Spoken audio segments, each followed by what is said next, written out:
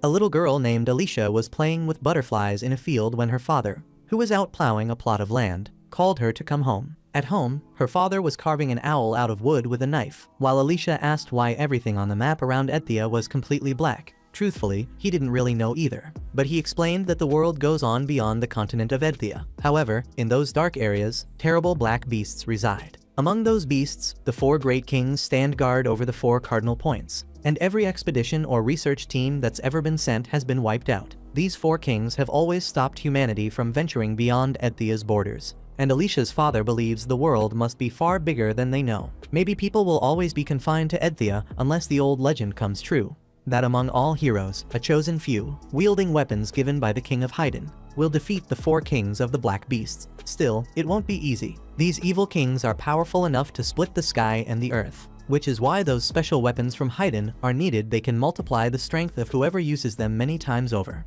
Alicia became fascinated by these weapons, so her father patted her on the head and said that to wield one, she'd first have to be recognized as one of those heroes. Hearing this, the little girl promised to become a hero, so she could explore the entire world. Years later, in the next scene, a carriage bounces along a road at night, jostled by a rock in its path. The noise wakes a weary warrior, who looks over at her companions inside the vehicle. Holding the owl pendant her father had made, Alicia quietly tells him that the time has come. Even if he can't be there with her, it's finally time to chase the answer to her dream. As they travel, a warrior named Katz, whose regalia is the Scythe of Water, remarks that seeing so many regalias gathered in one place is breathtaking. Beside him, Horgus, a burly man who wields the muscular plow regalia, points out that these are the legendary weapons, granted only to those proven worthy to be called heroes. Merlo, who possesses the bottomless well regalia, tells the guys to keep it down, warning that these regalias could easily destroy a carriage like this. Mudo, with his great bull's horn regalia, thinks it'd be dumb to wreck their ride home. Katz finds it interesting how everyone comes from a different corner of the world. Horgus from Thorn, Merlo from Hyden. Then there's Minark, whose Eldorado regalia and mixed bloodlines mean he doesn't even know where he's from. Finally, the men express some curiosity about Alicia's name,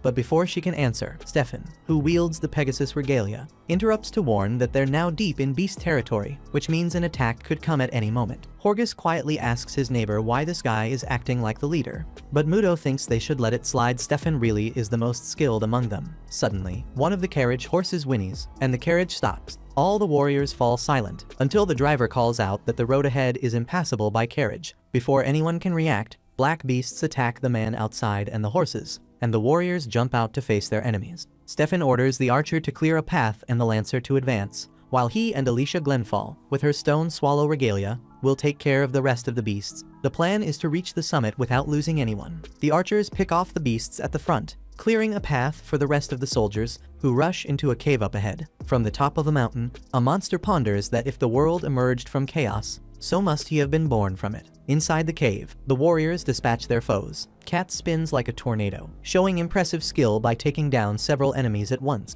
Not to be outdone, Stefan gathers a ball of energy so powerful it vaporizes countless monsters deep within the cave. Mudo and Merlo run into a 3-headed serpent, but Stefan steps in and, with his cutting wave technique, slices all 3 heads clean off. One head still clings to life for a few seconds, but Alicia finishes the job by driving her sword through its eye. After clearing the cave, the group steps outside and Stefan asks if they've reached the fortress of the King of the Black Beasts. He insists that they're so close to becoming legends they'll soon be the first true heroes. But then, the ground starts to shake, and Alicia suspects the Lord of the Moonlit Mountain is drawing near. Sure enough, atop the highest peak of the fortress, a monster unleashes a sinister surge of electricity that tears through the front lines, heralding the arrival of Clevitus of the Moonlight, one of the 4 kings of the Black Beasts, ruler of Edthia's far south. Despite the creature's terrifying aura, Stefan reminds everyone that they are the 13 heroes chosen by the King of Hyden. Swearing by the crimson steel of the apex and his own pride, Stefan vows to defeat this enemy. With that, the leader charges forward, dragging the other warriors with him.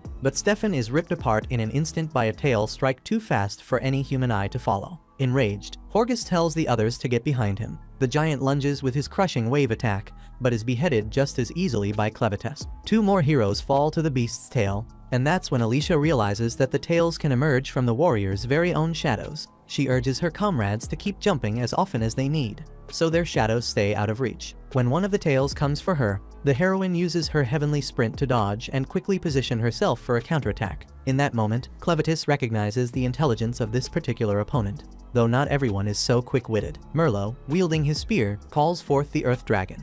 But despite the impressive display, the Black Beast is incomparably stronger, and with its many tails, it tears the Haiden warrior apart with depressing ease. Muto rushes forward with his precision thrust, sending a bolt of energy through his sword. Clevitis reflects that it's been about 1,000 years since he last saw humans up close until Muto is impaled and killed by another of the monster's tails. Amidst all the chaos, Alicia stuck to her strategy, the very thing that had kept her alive until now. Clevitis figured these humanoids were probably no more than vermin, so he couldn't imagine how they'd managed to get this far. Meanwhile, Katz was killed in brutal fashion, but Alicia Glenfall managed to push forward a few more yards. The beast wondered what these enemies were after and what could possibly have happened in these 1,000 years. Then, the heroine landed a blow on the creature's front horn with her sword, but it didn't leave a scratch. Clevitis thought, if humans were going to keep threatening his lands, he needed to see things with his own eyes. With that in mind, he unleashed overwhelming power and tore Alicia apart. Still alive, she begged her father's forgiveness for failing him and for never finding an answer to her dream. In the next scene, we shift to the kingdom of Haiden, in the capital city of Hydrat, where a humanoid blacksmith works patiently at his forge. After finishing his shift, he steps out of the workshop and gazes at the moon, its light filtering through the chimney smoke. That's when Clevitis appears, Fury incarnate, throwing the city into panic. In his mind, he thinks of the beings who invaded his realm. Calling themselves heroes, they claim to be chosen by the king of Haiden. And that, he realizes, is why the Black Beast appeared. Royal crossbowmen take up positions to eliminate the intruder. Clevitis, hell-bent on revenge, intends to slaughter anyone in his path, just as they did to his own kind. With his tails, he bats aside every bolt they fire, barely noticing the archers as he charges straight toward his true target, the king, who must be in Hydrat's capital. Watching the monster approach, the royal guards rally around the palace walls, manning their catapults and ballistae in a desperate attempt to hold the enemy at bay. As soon as Clevitis is in range, the siege engines are unleashed, but even those mighty projectiles are nothing against the force of the beast's tails. The closer he gets, the more convinced Clevitis becomes that these humanoids are nothing more than worms. Soon, his rampage leaves the palace walls in utter chaos. At that moment, the King of Haiden is warned of the Black Beast's invasion. Already knowing what's at stake, the monarch mourns the failure of the heroes and the fact that Haiden's blades never reached the level of Hydrite mana. Panicked, a soldier begs the king to flee, but the ruler sees no point in running when there's no escape. Instead, he orders the royal forge to be sealed, insisting that the fire of Haiden must not be extinguished. Around the wall, soldiers at the east gate open doors 1 through 6, readying the ballistae in each newly opened compartment. As the weapons are trained on their target, one soldier warns that their shot could hit the royal castle, but another insists that only His Majesty and the royal forge need to survive. All the while, Clevitis wonders what made those heroes so different from these opponents. The ballistae fire, but the beast catches the massive bolts as if they were made of paper. Clevitis suspects the hero's weapons must have been special. The woman's red blade, after all, managed to mark his horn. Even a worm armed with that could become a real threat. So, he hurls the bolts back at the defenders, smashing the castle's defenses to pieces. Realizing that these humanoids might improve their weapons over time, Clevitis decides it's time to assess just how dangerous they could truly become. Meanwhile, the king opens the door to Haiden's special forge. Seeing the access tunnel on the verge of collapse, he quickly slams the door shut in a desperate attempt to keep the beast out. But Clevitis is so monstrously powerful that he destroys the entire palace as if it were nothing more than a toy in his hands. Spotting the richly dressed figure, the beast remarks on the man's regal appearance and assumes he must be the king. The humanoid is stunned to hear Clevitis speak the human tongue. After all, he's just a monster. Clevitis warns the king to watch his words, for the fate of humanity hangs in the balance. This conversation won't just affect Haiden, but also Dun, Org, Slada, and Bent. All the lands of Edthia could be reduced to dust if these talks go south. Even if he destroys this kingdom and all its people, another clan will eventually rise elsewhere and bring havoc to the territory of magical beasts. Hoping to understand the nature and motives behind these beings, Clevitis asks the king of Haiden why he wished for his death. The king replies that a beast could never understand, and for that, his head is cut off. Even so, Clevitis claims he understands now. With that, the beast drops the wreckage of the fortress, its walls pierced by his tails, wreaking even more devastation. As he leaves the ruined land behind,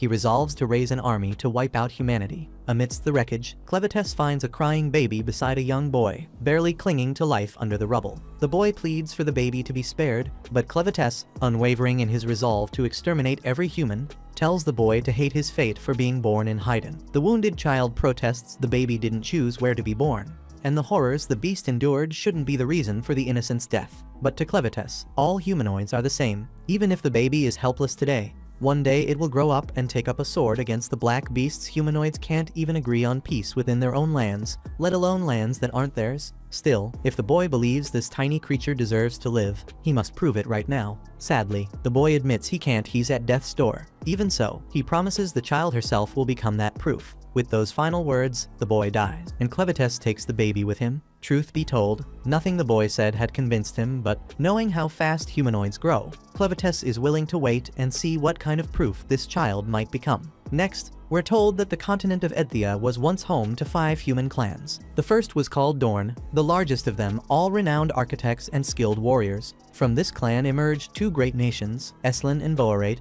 which shared Dorn's central lands. The second clan was Org, a courageous forest people, gifted hunters and masters of herbal medicine. Third came the Slada, a clan of aquatic folk, talented sailors and swimmers who preferred to keep their distance from the others. The fourth, known as Bent, were wild barbarians who lived off the land and relied heavily on their own strength, though unity was sorely lacking among them. Finally, there was the Haydn, the oldest and most enigmatic clan of all, famed for their expertise in metallurgy and engineering. Their lands were ringed by mountains, making them the only civilization capable of forging black weapons from magic ore and mana. The secrets of this craft were closely guarded by the royal family, who lived in the capital, Hydrat. Through their weapons trade, they forged a long and storied alliance with Adorn. As the clans intermingled, most of the population became half Haydn. True-blooded Haydns grew increasingly rare. The world stretched far beyond Edthia, but none of the 5 clans knew what awaited them out there. The land of the black beasts encircled the continent, and the 4 beast kings blocked every path. Back in the present, on Moon Mountain, black beasts closed in on the tiny Haydn child, but Clevites intervened before she could be devoured, even if he had little patience to protect such a fragile, defenseless creature from every threat that crossed their path. To keep the baby in physical form, even if only temporarily, the beast used his extraordinary powers. But that didn't solve the underlying problem. The baby's only protection was a thin, vulnerable coat of hair that, while it looked like armor, left the child covered in her own filth. To fix this mess, the beast dropped the baby into a pit crawling with insects that fed solely on waste. Once she was cleaned, the child kept crying non-stop, wearing down her new guardian's patience by the second. Out of patience, Clevites swore that humanoid children grew up after just a few nights, but as time dragged on, he found himself regretting ever listening to that wounded woman in the rubble. Still, going back on his word would tarnish his reputation as king of the black beasts, so Clevites swallowed his pride and kept caring for the brat. After all, this wasn't just any child. This was the one who, supposedly, would prove that humanity deserved to survive. In the next scene, we glimpse a tragic memory from Alicia Glenfall, watching her father die right before her eyes. Consumed by rage, she longed to become a hero and take down the king of the black beasts. Snapping back to the present, Glenfall jolts awake with a massive scar across her left eye. Disoriented, she's convinced she must be dead, spotting Clevites right in front of her. She reaches for her sword only to realize it's missing. Clevites explains that he tossed the weapons of every intruder into the valley. But Alicia was different. She had value. The Beast King had revived her, and she could only move thanks to the magical blood he'd given her. In short, Alicia Glenfall was now undead. Utterly bewildered, the heroine struggled to process what she just heard. Ready or not, Clevites revealed the real reason for bringing her back. He needed milk to feed the rescued child. Using mental powers, the monster could control the human's movements. Against her will, Alicia found herself desperately lifting her shirt. When not a drop of milk came out, Clevites was left perplexed. Alicia explained, embarrassed and humiliated, that only women who'd given birth could produce milk, and she was still a virgin. Humiliated beyond words, Alicia would rather have died than endure this. But even now, Clevites couldn't kill her. She carried his magical blood in her veins. Suddenly, the baby began to wail again. The monster grumbled that he could restore the child's physical strength. But hunger was another matter entirely. Alicia asked why on earth he was looking after a Haydn baby. But Clevites refused to say, only revealing that the child needed to grow into adulthood. Since Alicia couldn't help with milk, she'd have to be useful in some other way by becoming the baby's mother. A beast like him didn't have the know-how for that. Alicia protested that she'd never raised a child either. But seeing no way to argue with the beast, she advised Clevites to hire a wet nurse. If he didn't have any money, he could always trade some of the magic ore stored in his fortress. Fuming inside, Glenfall considered attacking the beast the first chance she got. But with no sword in hand and knowing full well she stood no chance against this king, her rage led nowhere. In the end, Clevites decided that finding a wet nurse was the top priority. Alicia, though, insisted there was no way they'd find a human willing to help a beast his size would throw the whole city into a panic. So, she offered to go instead, taking the baby to a wet nurse herself. Deep down, she just wanted to get the child as far away from this monster as possible. But Clevites turned her down. He couldn't risk the child dying out of his sight. Still, he realized he'd cause a full-blown catastrophe if anyone saw him like this in a human city. So, he chose to take on the form of the boy who'd watched over the baby among the ruins. Now, he and the baby needed names for their journey into the world of men. The Beast King became Clen, and the child was named Luna.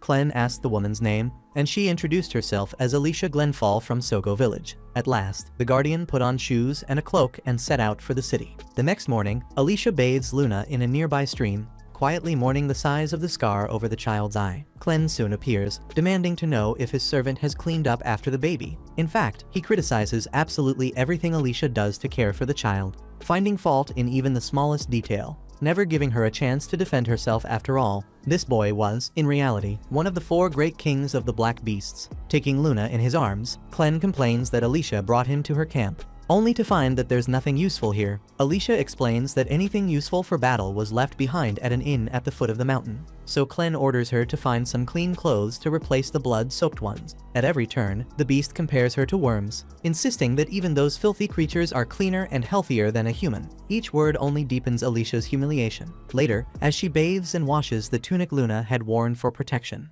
Alicia notices something. She had drawn the royal crest of Haydn onto the fabric. Meanwhile, a humanoid figure rides on horseback through the ruins of Hydrat, and the devastation only confirms his suspicion. Challenging one of the Beast Kings was the most reckless thing they could have done. Truth be told, he can't understand why the king chose to make the legend a reality now, especially when so many had dismissed it as nothing but a dream that could never come true. In the end, maybe there was something wrong with the king, and the crown princess was right to worry. Their plan had been to escape the castle with the child during the naming ceremony, but everything had gone down the drain. High on a mountain overlooking the destruction, an officer from Bent and his scouts survey the ruined city, remarking that the legend is, after all, still just a legend. A subordinate asks General Drell what they're supposed to do next, and the general tells him to take the fastest horse and send a message to the emperor. The legend is nothing but dust, with Hydrat Castle in ruins and the king dead. Haydn is now a land with no master, and it won't be just Bent eyeing the territory. Estlin certainly won't stand idly by,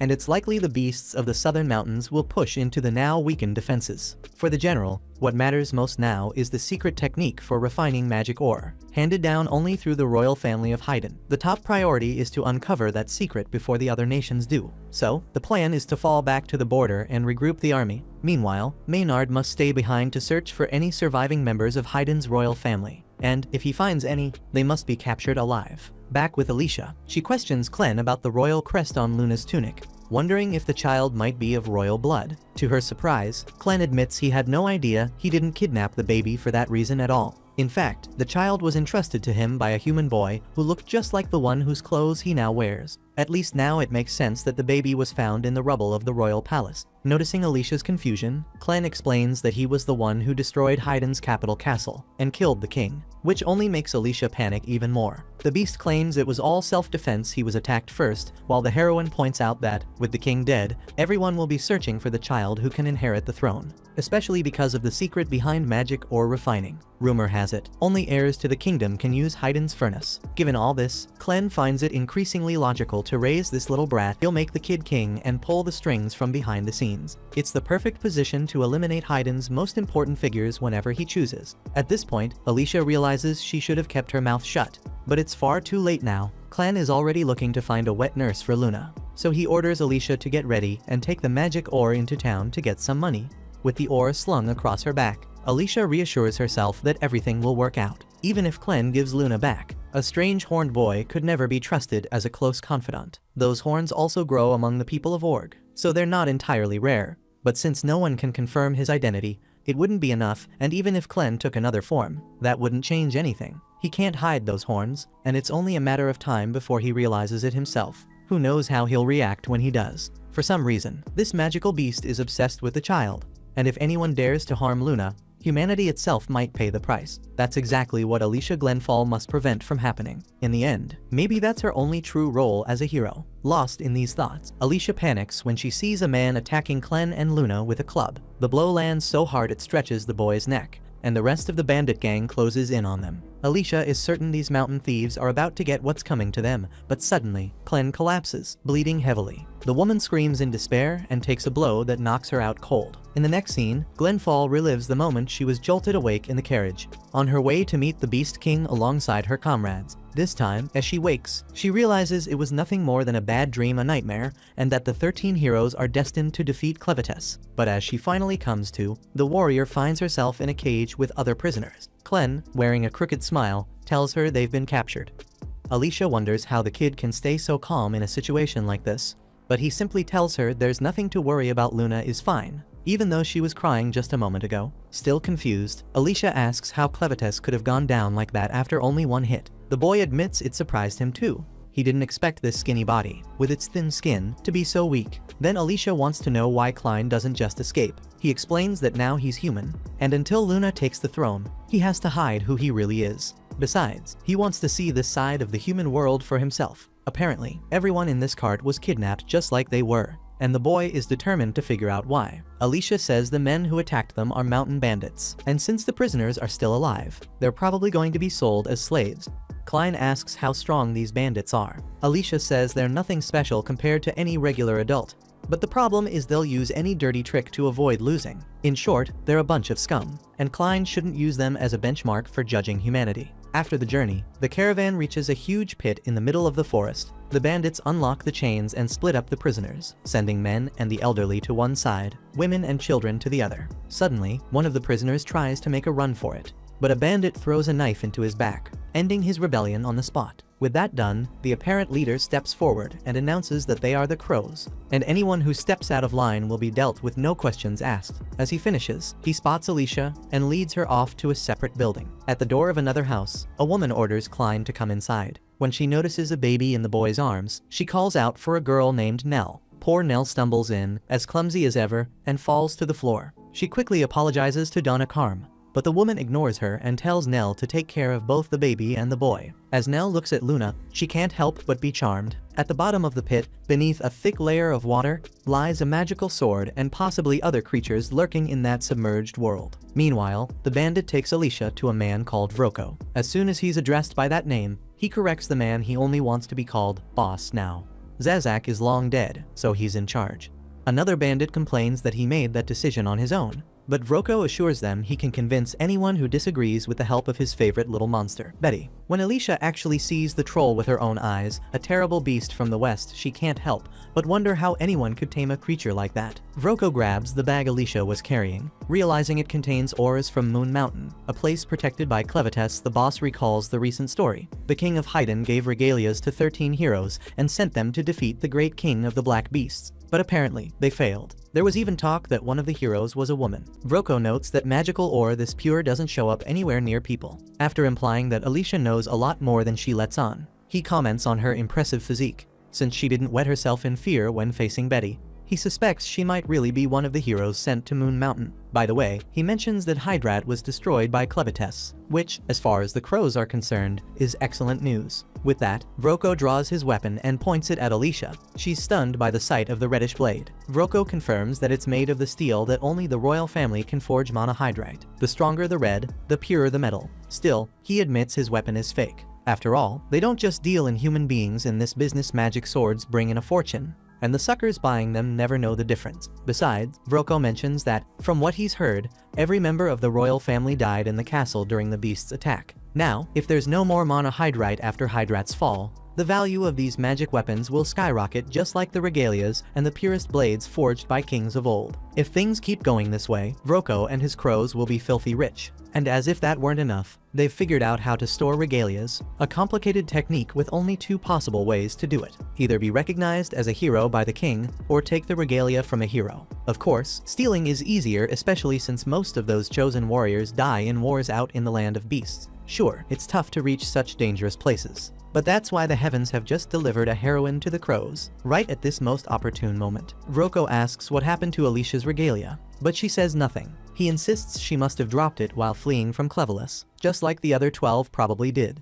Either way, the boss orders Dagarn and Sachai to take her tomorrow to retrieve her regalia. Dagarn questions if, since she's really a hero, maybe she should go get it herself. Vroko curses the bald man, explaining that Alicia knows the whereabouts of 13 weapons, and until she brings all of them to the crows, she can't be killed. Finally, he tells them to get moving with the girl, and if she tries to resist, they can wear her out however they please. The henchmen, delighted by the prospect, drag Alicia out, promising to give her a good time. Meanwhile, Klein is stuck working in a tavern full of drunk bandits. In a corner near the fireplace, Nell is nursing Luna her very first job as a wet nurse. When a customer comes in and barks at her to bring more drinks, Nell leaves Luna behind to get to work, constantly mistreated and looked down on by everyone there. Another customer asks Klein to bring him more meat, so the boy makes his rounds, serving everyone who's shown an interest in the food. The customer who'd been flirting with Carm comments that this kid's quite a fine obedient, and all but the woman confesses the boy gives her the chills. With those horns, he's probably got orc blood, but his skin is as pale as snow. And then there are those strange eyes. Meanwhile, Nell was carrying more drinks into the hall when a customer sticks his leg out on purpose, making her trip and shatter the jugs. As if that weren't enough, the men responsible for the prank blame her and treat her even more harshly, while Klein watches coldly as the two men drag the girl outside. Overhearing the other customers, Clevitus figures that pair are about to make Nell's life even worse. Sure enough, outside the tavern, the men smack the girl's backside as punishment. When they're done with her, they leave Nell behind. Even after what she's just been through, she swallows her tears and goes to check on Luna. Meanwhile, the two men walk back to the tavern, mocking Nell, saying she's as ugly as a cow. Suddenly, they start to stagger, cough up blood, collapse, and are swallowed up by Klein's shadow. With that done, the beast compliments the wet nurse on her magnificent breasts and suggests they have a little chat. Later, as Nell nurses Luna, she's asked about her past. She admits she's really part of this gang of thieves. She was born here and has always been one of the crows. Nell never knew her father. She had a mother, but only ever saw her from behind. She can't even remember what her face looked like. Given how her mother was treated, she was probably a slave too.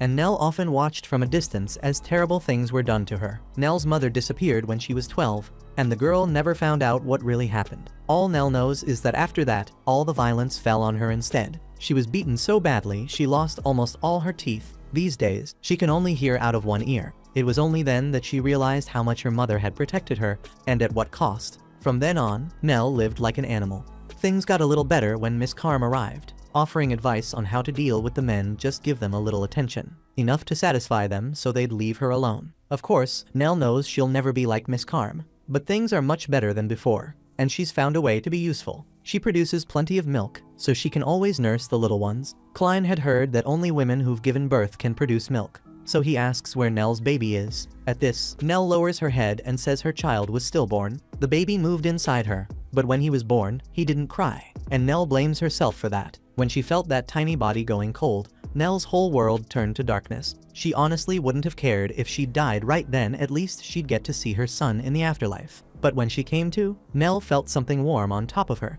She opened her eyes to find a baby, about 6 months old, clinging to her breast, a child she'd never seen before. The little boy was desperate for milk, and seeing that need, Nell decided to hang on, if only to comfort that baby. Another day, a different child appeared, but where they came from and where they went, Nell has no idea. After that, Nell had to give birth to a second, and then a third, stillborn child. Even so, she had to keep going. There were still children like Luna who needed her milk. She wanted to give those babies a chance at happiness, since her own never got that chance. After hearing all this, Klein reaches out and tells her he wants to hire her as Luna's wet nurse, even though he doesn't trust people. He sees real kindness in Nell, and more importantly, Luna clearly likes her. So Clevitus makes his final offer. Either Nell comes with him and feeds Luna, or she stays and keeps being the crow's punching bag for the rest of her life. On this, Nell admits it's tempting, but she has to turn him down. Klein's still a slave, and she needs to care for the children who are still to come. Back to Alicia. On the way to the Moon Mountain, she's carried to a bridge by Dagarn and Sachai. Before she can even think about jumping, they warn her if she does, she won't land in the lake. The drop forms a funnel, and it's much more likely she'll wind up a pancake on the rocks below. Alicia looks down and realizes this place is actually a magical ore mine. She probably knows this spot better than she thought. She scans her surroundings and notices a man with a rope heading to the edge of a small dock. Dagarn laughs at yet another fool with nothing to live for. while Sachai explains it's tied to the legend of the hero Cordwar. That's exactly what Alicia was thinking. This was the site of Cordwar's final expedition, the Well of the Albamine. The man with the rope calls out to the men behind him to keep their promise, while his wife, desperate, wishes him luck. Then the man jumps into the water, and Alicia is horrified. If the legend is true, there's something down there. Sachai confirms her fears, saying the same creatures that killed Cordwar are still in the water. Right on cue, a water beast surfaces, its dinner caught in its jaws, the very man who just tried his luck and lost his life. Two more creatures join in, fighting over the meat, while the man's wife screams in terror. Alicia shudders, cold with fear, as she witnesses such brutality. These aquatic beasts, known as the Arvensis, arrived with the waters 3 centuries ago and forced the miners to abandon this well. Not even Cordwar, the greatest hero of his age, was able to defeat those terrifying monsters, and back then, there was still solid ground to stand on and fight. Cordwar's regalia, the Flow Divider, earned its name because, as legend has it, it once split a waterfall in 2 before the king's very eyes. That's the weapon challengers are hoping to find when they throw themselves into the water. Sachai didn't even know that sword had a name. He asks if Alicia's weapon has one too, but she refuses to reveal its name to a scoundrel like him. According to her, even though they promised freedom to the man who jumped into the well, there wasn't even a rope for him to climb back out. In other words, nobody ever intended to let him leave alive, a move worthy of useless wretches like the crows. Hearing this, Dagorn points out that perhaps Alicia hasn't grasped her current situation. Her hands are tied, heavy iron balls are chained to her feet, and she's standing on a swaying rope bridge. On top of that, across the bridge, there's a crowd of men itching to make the damsel scream like a pig. On that note, the most deranged of them can't hold back any longer and leaps at his prey, sending the bridge swinging dangerously. Sachai shouts at Pito to pay attention, but being blind, the lunatic just replies that he's not afraid of heights. In fact, he can sense a lot just by smell and sound. He can follow every movement that girl makes. The scent of a woman, the pounding of her heart, it all tells him she's tense, and that gets him even more excited. First things first, Pito plans to cut Alicia's clothes and show her naked to everyone. But just then, the heroine speaks. "Who would have thought I'd ever be grateful for my curse?" With those words, she dislocates her own shoulders to bring her arms to the front and attacks Pito. In the chaos, his knives accidentally slice through one of the bridge's ropes, sending both of them plummeting. As Dagorn had warned, they don't fall into the water. Instead, they crash onto the rocks below, their bodies utterly destroyed.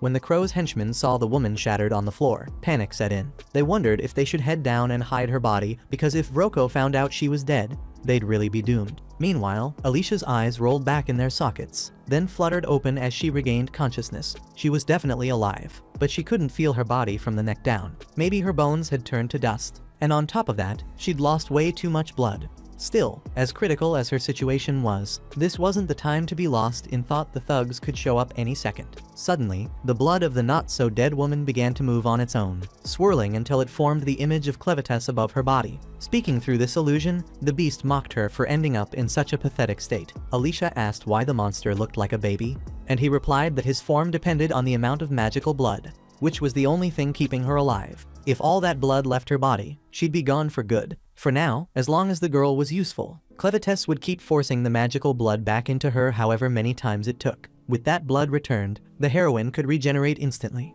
except for any body parts completely lost. Alicia pressed him. Why not just help her recover now, since he needed her? Clevites took the chance to ask his own question. While they'd been wandering around, the shadowy beast had found a wet nurse for Luna, named Nell. Nell belonged to the gang, and even for someone like Clevites, a demon, he found the way she was treated here shockingly cruel. He figured she'd jump at the chance to escape, but she simply refused, and Clevites wanted to know why. Alicia guessed it was because Nell saw Klein as just another slave. Besides, a gang like this would never let her just walk away. They'd chase her to the ends of the earth for payback. In other words, Nell simply didn't believe she could ever escape. Faced with all this, the only practical way to save her was to end the gang before they could end her. As Dagorn and Sachai made their way down the stairs toward Alicia, she reasoned that wiping out the crows should be easy for a demon. But Clevites disagreed. If anyone discovered he'd left Moon Mountain, he'd be in a tight spot, and he couldn't allow outsiders to think they could take advantage. If someone started sniffing around for the reason the lord of that mountain was out and about, that'd be another problem. Plus, Clevites had to look after Luna. Taking all this into account, he made it clear Alicia would be the one to wipe out the crows. It wasn't exactly unheard of for a hero to take down a gang like this. Panic rising, Alicia tried to argue heroes weren't superhuman. After all, but Clevites didn't care for excuses. He wanted results. He began pumping blood back into the warrior's body, regenerating her as he did. The two henchmen arrived, barely believing their eyes. The woman who'd been utterly broken was now writhing as if she were some monstrous thing. As her bones knit back together, Alicia let out a scream so loud it echoed across the entire mountain, drawing the attention of every crow in the area.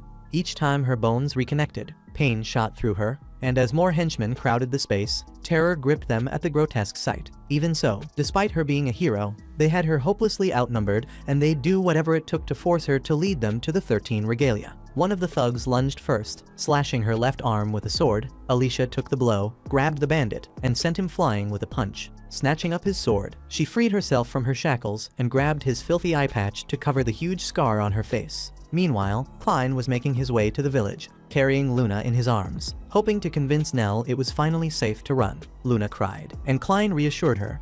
Alicia was far stronger than she seemed. She was the only human who'd ever managed to scratch his horn. Inside the tavern, Nell returned only to get scolded by Carm, who assumed she'd taken so long because she'd been satisfying those two men. But when Nell explained she'd just been nursing the baby, Carm relaxed a little. Still, wanting to keep the girl safe, Carm reminded her she should always do what the men wanted before they decided to get violent. She told Nell to clean the kitchen, but also wanted to know what had her in such a good mood. Nell commented that Carm was an outsider, but she herself had been born among the crows, making her wonder what the world outside was really like. Carm didn't know what to say. Most of the women here had either lost their homes out there or done something bad and ended up here. In Carm's case, her memories of the outside weren't good ones. When she said this, she asked Nell if she was thinking of running away, and Nell said no. But a slave had invited her to leave, which had made her wonder what lay beyond. Hearing this, Carm slapped her, warning that men would only use her and throw her away once they tired of her, just like always. But a tinge of bitterness crept into her voice as she asked why a useless girl like Nell had been asked to run away instead of her.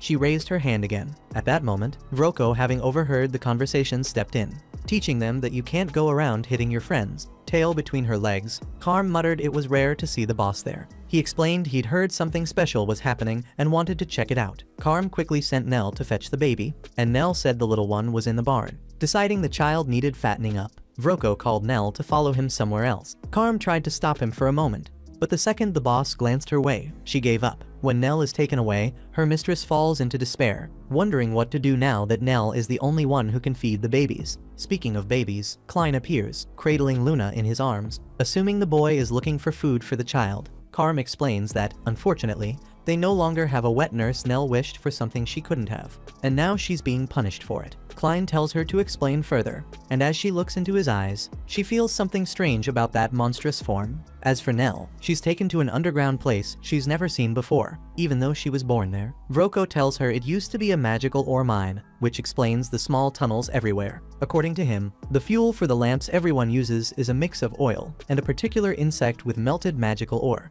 This ore, he says, can be used for much more than just forging swords. They began calling this process magic, and before joining the Ravens, he spent years researching it. On the way, Nell kicks a human skull and panics, but Vroko insists they're just rat bones. This place is always infested. About the research he mentioned, Vroko suddenly extinguishes his lamp, plunging the place into total darkness. A few seconds later, the light flickers back on, and there's Betty the troll standing right behind Nell.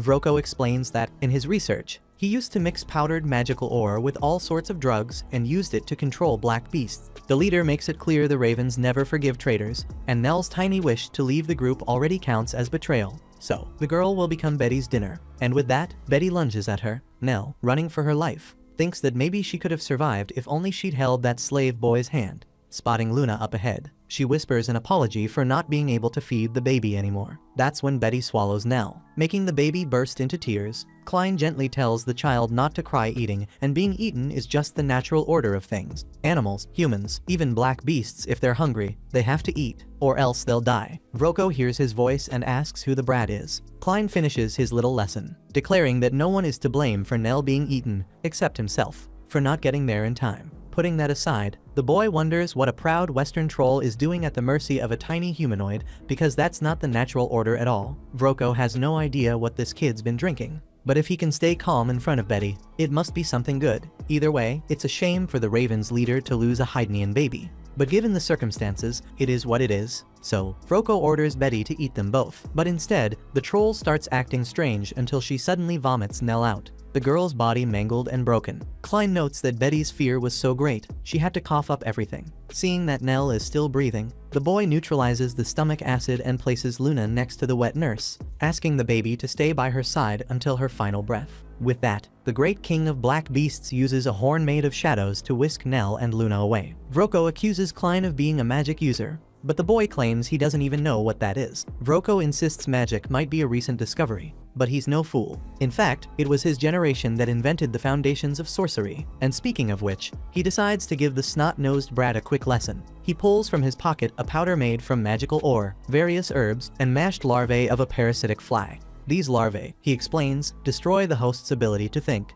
making them easy to control, exactly what he's doing with Betty, the female troll. But one day, he plans to perfect his recipe until he can control all the black beasts. With that, he drops the vial into the lamp, letting it react with the flame and release a magical smoke that fills the cavern. As soon as Betty inhales the fumes, she falls completely under his control once more, and Vroko orders her to devour Klein. The troll quickly closes in and lands a punch that sends the boy flying. As he's pummeled, Clevitus realizes that, in this human form, he actually feels the pain of the blows. What's more, he's annoyed Alicia never said a word about this magic business. Speaking of the heroine, she slices through more bandits before the fight suddenly hits a pause. Panting with exhaustion, she's still surrounded by countless enemies when Sachai charges at her, forcing the warrior to react with lightning speed. That move takes us back to a memory from Alicia Glenfall's childhood, when she injures her hand and drops her wooden sword after striking a rock too hard. Her father laughs and tells her that's what happens when you hit something tougher than your weapon. To soften the impact, he instructs her to grip the handle firmly, but keep her wrists just a bit loose. Excited, Alicia asks how she can get even stronger,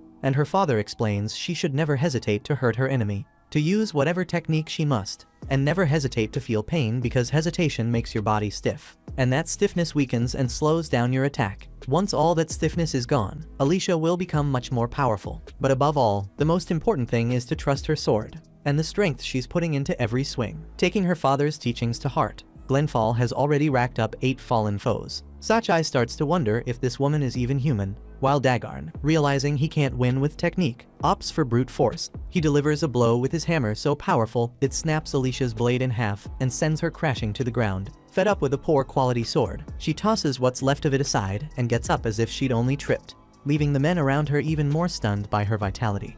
Knowing she needs a better sword, Glenfall sprints off, trying to lose the gang. With 50 enemies, she won't be able to beat them all without resting first, because even though she's immortal, her stamina is nearly gone, and the magical blood that heals her seems to be draining her strength faster than she can recover. Now, whatever happens, Alicia can only imagine what these guys would do to her if they caught her. So, even though she's exhausted, she somehow manages to keep going, no matter what. Up ahead, she reaches the edge of the old diving platform, the one that leads straight into a lake teeming with shadowy beasts. The truth is, Alicia needs the legendary sword resting at the bottom of those dark waters. With that in mind, she bolts toward the platform, making the bandits hesitate for a moment. After all, people have been jumping into that lake for 300 years, and not one has ever made it out alive. Watching the Arvensis, Alicia sees them circling, waiting for someone to fall in so they can feed. She grabs a stray axe lying on her path and dashes across the scaffolding, forcing the bandits to chase after her again. If she escaped that way, she'd be gone for good. Finding no way out, Alicia ends up trapped at the top. So, she hacks at a few ropes with the axe and waits for the bandits to start climbing. When they're all making their way up the structure, Alicia hurls the axe at a particular rope, sending the entire scaffolding crashing down into the water, a feast the lake's beasts won't soon forget. Most of the henchmen are flung into the lake, but a few, like Sachai and Dagarn, manage to cling on for dear life and avoid the fall. Looking around, they're left wondering, where did the captive heroine go? Hidden inside a barrel to conceal herself underwater, Alicia Glenfall sinks slowly, relying on the one advantage the legendary hero didn't have: she can't drown. Before she jumped, Alicia forced every bit of air from her lungs. Now, all that's left is to wait, sinking deeper and deeper, until she reaches the bottom of the lake.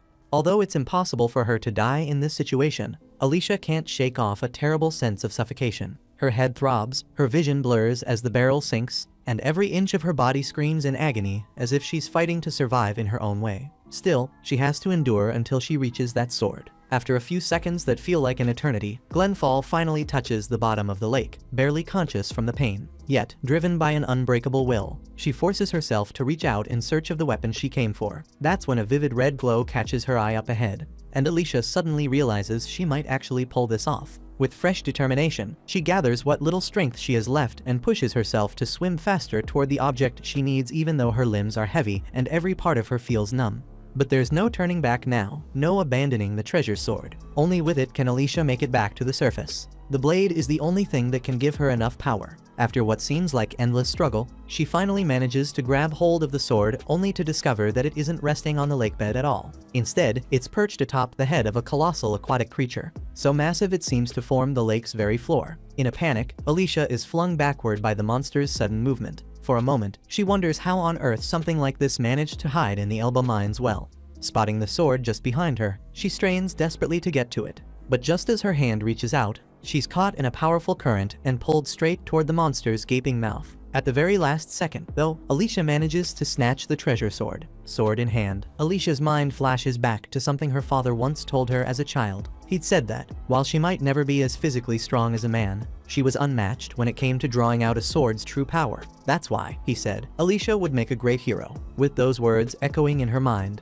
Alicia Glenfall whirls her sword around and smashes the monster's teeth right as they close in on her, even as her abdomen is ripped open by the suction. The undead hero calls forth the sword's flow divider. By tracing a slash with this weapon, she can split the water itself, using a sweeping horizontal stroke that propels her forward like a fish.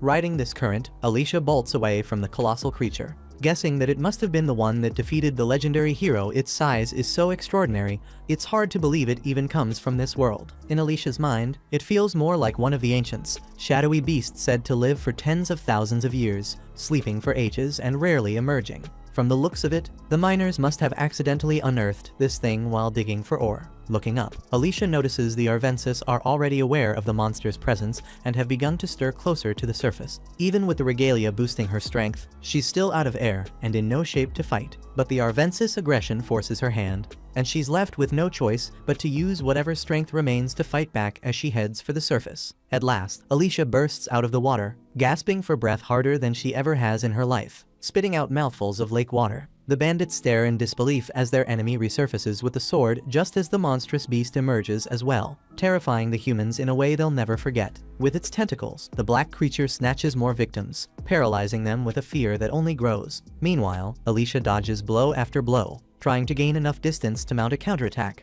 As she'd hoped, her regalia slices through the monster's body with ease, though she can only reach its tentacle tips. It's clear, no hero could ever defeat an ancient alone, and even the Arvensis keep their distance, merely observing the giant from afar. Given the circumstances, Alicia decides to make her escape, but then Dagarn and Sachai begin begging the hero for help, promising to do whatever she wants if she saves them. Alicia, however, makes it clear she's no longer the hero everyone expects. Instead, she's a slave to something far more terrifying than that ancient. With those words, the undead warrior slips away through the scaffolding, leaving the bandits to their fate against the ancient beast, which swallows most of the men in a single gulp, leaving the rest to the Arvensis, who tear each other apart for the last scraps of flesh. With that, Alicia Glenfall considers her mission against the Ravens complete. Most of them are dead now, and with the ancient awakened, the survivors definitely won't stick around. It's not exactly a glorious victory, but at least she got the sword she wanted. Suddenly, Klein contacts his servant through their magical blood bond, like a form of telepathy. At first, Alicia is startled, but she calms down once her master explains the magic. Even though he didn't see what happened, he knows she finished the job, thanks to what their blood shared, and it sounds like quite the ordeal. Alicia replies that ordeal is an understatement. She had to defeat an entire gang and then face an ancient at the bottom of a pitch-black well. She asks why she didn't get any help, considering the King of Beasts saw everything. To that, Klein explains he's busy dealing with his own problem. Even as Clevites, now in human form, he's been left vulnerable to a technique he's never seen before. In fact, he accuses Alicia of hiding the existence of this magic. So, after witnessing the entity defeat the troll Betty, Klein threatens to punish his undead hero. Meanwhile, Vroko flees in terror, struggling to comprehend what the hell that boy is, because Klein just struck down the troll with magic, a feat the Raven leader never imagined possible. On his way out, he stumbles over Nell's body, still lying with Luna by her side. Faced with this unexpected gift from the gods, the criminal grins from ear to ear. Still on top of Betty, Klein notices Alicia arriving. She asks about the strange red smoke, but Clevitus ignores the question and instead asks about the sword the heroine is holding. Desperate, Alicia grips the weapon tightly and declares that there's no way the Black Beast is getting it. She risked her life to get that sword. Klein shrugs, explaining that the smoke is causing trouble, But apparently, it only affects black beasts, not normal animals like Alicia. For example, he can't smell anything, and his ears are ringing. He could transform and blow all the smoke away, but the place is far too cramped for that. And besides, no one knows where Luna is. To make things worse, the only one keeping the baby company is Nell, who's practically dead. She can't even move, and the red smoke is blocking the beast from smelling them. Given all that, Clevites orders Alicia to do something, since she's supposed to know about this thing called magic. Alicia admits that she's aware magic exists, but she has no talent for it at all. According to her, some people can use magic and others just can't. Magic runs on ore for everything, and for most people, ore is just an ordinary rock. But for those who know how to use it, in theory, it's possible to draw out its hidden power. Hearing this, Klein calls her useless, which really ticks her off. She shouts that the Black Beast killed plenty of heroes who could actually use magic if they weren't wiped out. They'd be able to help right now. But Clevites couldn't care less about her angry rant and decides to look for Luna and Nell himself, though he figures they're probably already dead. Alicia asks what Klein will do if Luna is dead, and he says he'll do nothing, he'll simply lose all interest in humanity. Alicia sees that as a thinly veiled threat, because the beast's look made it clear. If anything happened to Luna, he wouldn't hesitate to wipe out every last human. The only thing holding him back is Luna, so Alicia knows she has to find the baby no matter what. At one point during their search, the pair notices a trail of blood, which might be Nell's. Since she can't move on her own, it looks like someone dragged her away. But in reality, Nell wasn't being dragged by someone else, she was actually holding onto Vroko's cloak, determined not to let him get away with Luna. Fed up with the girl's persistence, the leader of the crows stomps hard on her head. After all, his cloak is made from the feathers of the black feathered bird, not exactly cheap. Even after all those kicks, Nell just wouldn't let go, even though she was barely hanging on to life. A few minutes earlier, when Luna was being kidnapped, Vroko got close and was smacked by the child, who then started crying so loudly that it made the enchanted lantern explode, a sign of serious magical talent. Seeing that Luna was a pure-blooded Hydenian with such potential, Vroko figured he'd struck gold. Of course, he had no intention of letting go of the kid, so he decides to cut off Nell's hand to escape as quickly as possible. But then Alicia Glenfall comes running in, stopping him before he can do it. Terrified, the gang leader asks what happened to Dagarn and Sachai. Alicia starts to answer, but Clevitis cuts in to say that by now, both of them have become black beast dung, but at least they served as food, so they weren't totally useless. To Clevitis, it doesn't matter how you're born or what you do with your life, because everyone ends up as food in the end. Looking at Nell, the black beast sees she's used every last ounce of strength she had. Vroko threatens to cut off one of Luna's fingers for every step his enemies take. Klein tells him to do whatever he wants, leaving the bandit completely stunned. Alicia explains that the guy isn't bluffing, he really would hurt a baby. The beast responds that he can heal any wound in an instant. Still, Alicia knows pain can't be erased, so she decides to handle this herself. So, Alicia offers to trade the sword she risked her life to get in exchange for the baby. Vroko notices the Haiden crest and the red light pulsing from the blade clear signs it's a Haiden regalia, the weapon he's always wanted. She drives the sword into the wall behind him, making it obvious he's got what he wanted. But now, to pull the sword free, Vroko will need both hands, meaning he'll have to put Luna down if he wants his prize. He can run away with the sword if he wants, but if he tries anything against Luna, the heroine promises to tear him apart. Vroko is stunned by how easily a hero gave up a Haiden regalia. It only confirms that the baby must be a real Hydenian worth far more than a single sword, even one with the crest. Greedy as ever, he wants the deal to be fair, so he demands the location of all 13 weapons Alicia Glenfall's companions used during the Moon Mountain mission. Seeing Alicia hesitate, Klein tells her to spill it, and she reveals the weapons are at the bottom of the canyon, in the Great Cave on Moon Mountain. Now that he has the information, Vroko just needs to make sure he doesn't get killed along the way. He smashes a vial containing an invisibility spell and vanishes, using Luna's magical power to boost the spell's effect even further. He's able to hide both himself and the baby, but since he can't pull the Cordwar sword out of the wall without revealing his position, he leaves it behind. No big deal, because now he's after 13 more hero weapons. And with the Hydenian baby in tow, the crow leader feels unstoppable. But Alicia steps right in front of where he's standing and lands a brutal horizontal slash across his stomach with her magic sword. Stunned, Vroko asks how she could see him. She admits she couldn't, but she's not deaf. She could hear Luna crying. Turns out, Vroko was so impressed with his own cunning that he didn't realize the baby's crying gave away his exact position. Now, he's been sliced in two thanks to her deadly attack. After Klein wiped Luna's invisibility dust away, Alicia decided to make the dead bandit invisible too. Then, turning to Nell, she pointed out that they'd only managed to save the baby thanks to that girl. Since the wet nurse was still breathing, Alicia asked Klein if there was anything he could do to save her. Klein explained that he couldn't control more than one person at a time with the magic blood, and besides, Nell was missing too many body parts, he'd have to take pieces from somewhere else just to patch her up. In his opinion, it simply wasn't worth the effort to save a mere humanoid. Still, Alicia insisted that they had to do something, since the poor woman had fought to the very end to protect Luna. If that was the case, Clevitis made it clear. For Nell to use the magic blood, Alicia would have to die. But the heroine didn't hesitate. Sacrificing herself for the hope and future of those she was meant to protect, that was her job. At least, that's what her father had always told her. Besides, she'd already died once before, so dying again wasn't really a big deal. So, showing no sign of being moved by this heroic gesture, Klein drew Alicia's blood without the slightest ceremony and revived Nell, using whatever parts of the heroine's body were still salvageable. And, against all expectations, Clevitis found that Alicia Glenfall actually survived the transfusion. She'd wake up soon, although it would take her a long time to recover after all. She was basically rotting away. He had to admit, this human was tougher than he'd given her credit for. Sure enough, Alicia started twitching bizarrely on the ground until she finally came to. And the first thing she did was grab her favorite sword, hugging it like a child. Meanwhile, Klein handed Luna over to Nell, but from now on, he started calling her Nelleru, not just to give her a second chance at life, but also to let her become someone new. With that, he invited her to join their group, and finally free, Nelleru happily accepted.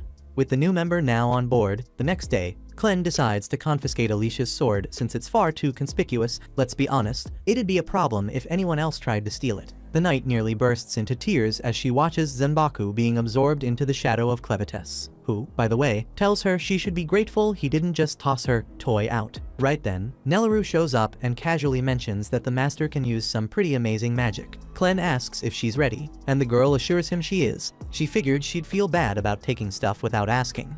But honestly, it wasn't that big of a deal. In fact, she even found some clothes for Luna. Alicia points out that Nelleru's carrying way too much baggage, but for some odd reason, Nelleru feels incredibly light, as if her body weighs nothing at all.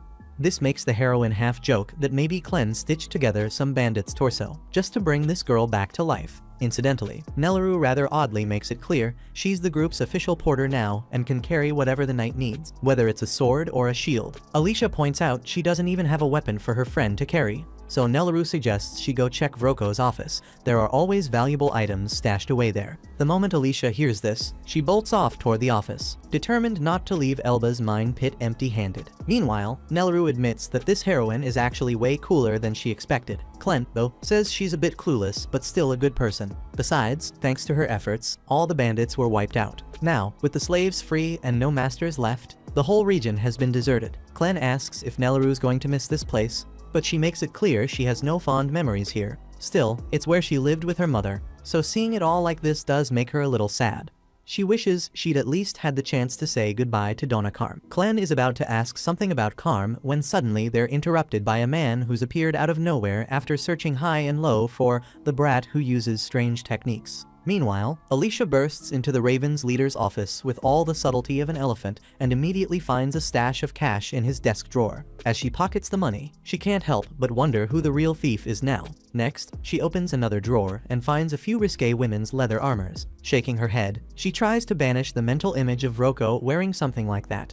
Convinced he probably just sniffed the armor or something, she decides to try one on herself, reasoning that even if she's hard to kill, pain is still pain, and it's best to avoid it. In the next drawer, she discovers a selection of swords, so she tests one out, delighted by how light and balanced it feels, even if it's nowhere near the level of a true hidden black weapon. Suddenly, Klein comes crashing violently through the office wall, still complaining about how weak this body he's possessing is. Their attacker appears moments later, and Alicia instantly draws her sword, ready for a fight. She takes a lightning-fast kick, barely dodging at the last moment, though just the wind from the blow is enough to leave a cut on her face. The stranger follows up with a flurry of kicks while levitating mid-air, forcing the heroine to do her best just to block his attacks. Upping the ante, the mysterious figure unleashes a wind skill so powerful that it rips up the ground, hurling Alicia through the office ceiling and outside. She crashes hard onto the roof of another building before slamming to the ground, but somehow, she manages to stand, even if it takes everything she's got. The fighter says he's only after the child and will spare Alicia if she hands over Luna. Alicia tells him not to underestimate a hero,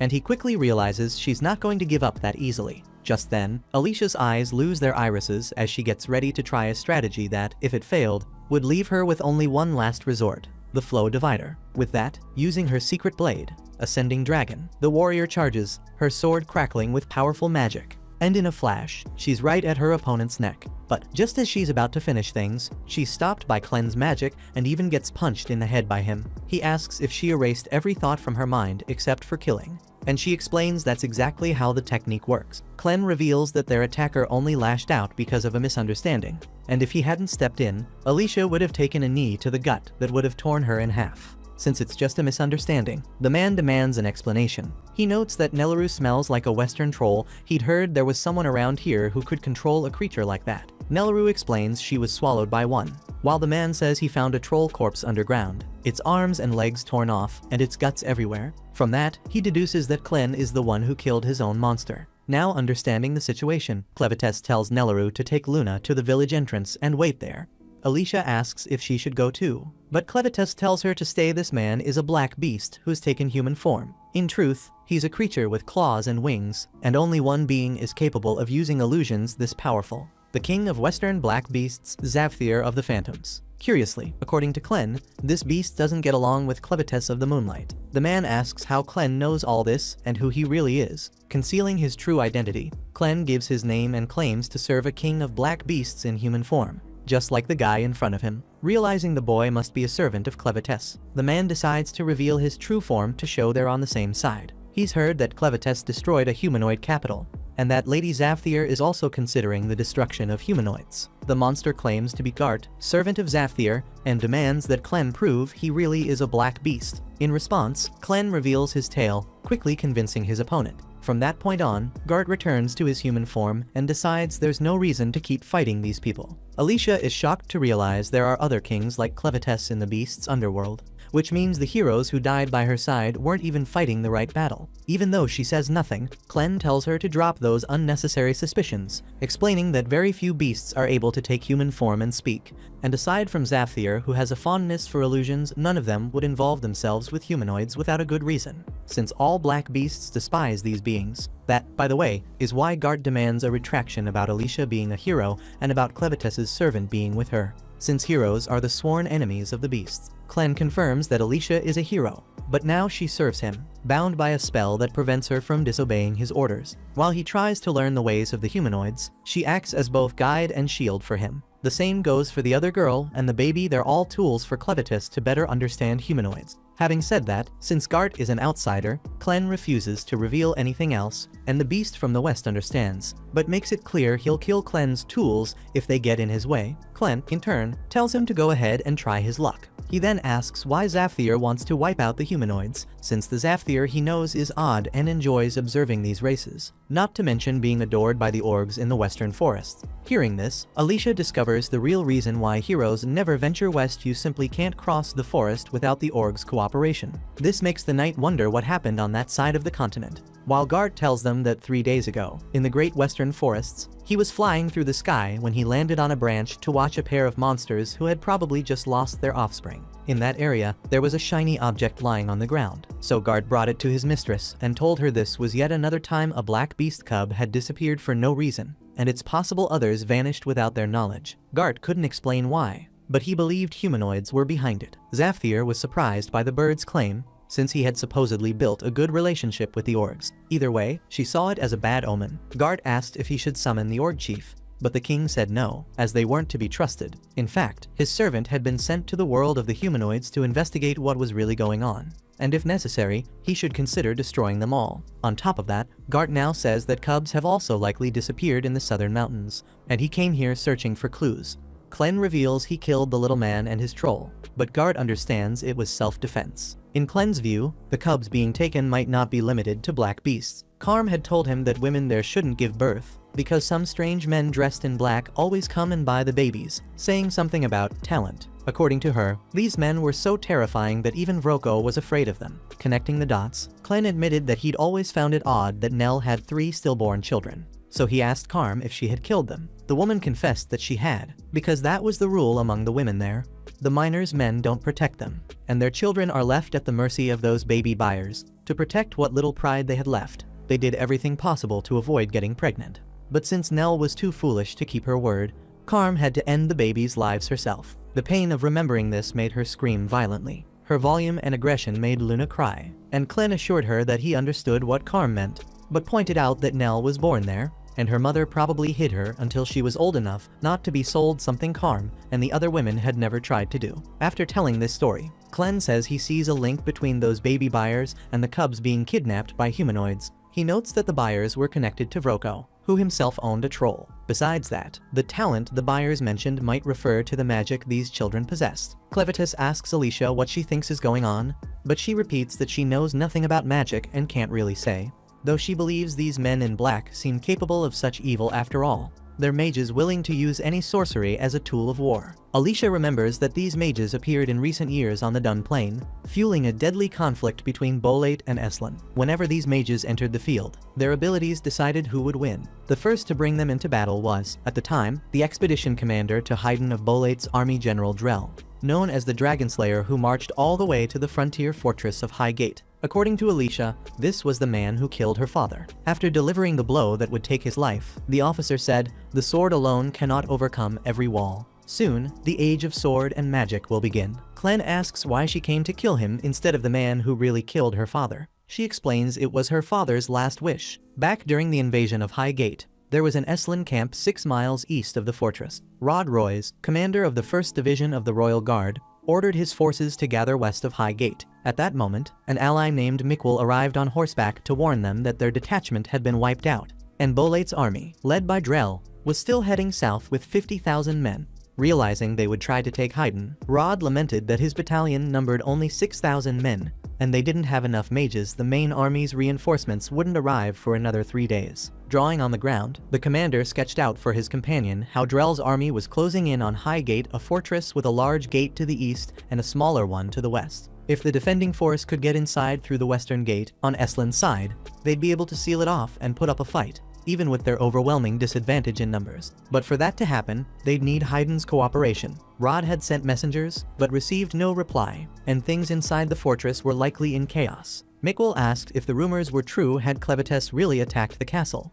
The commander suspected it was true. That might explain why Bolate had sent his most powerful general. After all, the royal forge was now exposed. Without that forge, Rod's regalia, the Frostflower, and the black weapons used by Miquel and the other captains couldn't have been made. But that wasn't all. The royal family's forge in Haydn was the oldest magical artifact in the world, and anyone who studied magic would want its secrets more than anything. On that note, Miquel pointed out that Bolate's forces were already stronger than theirs. If they managed to seize the forge, it wouldn't just be Eslin at risk, but all of Edthea. At that moment, a scout arrived with a warning for Commander Royce.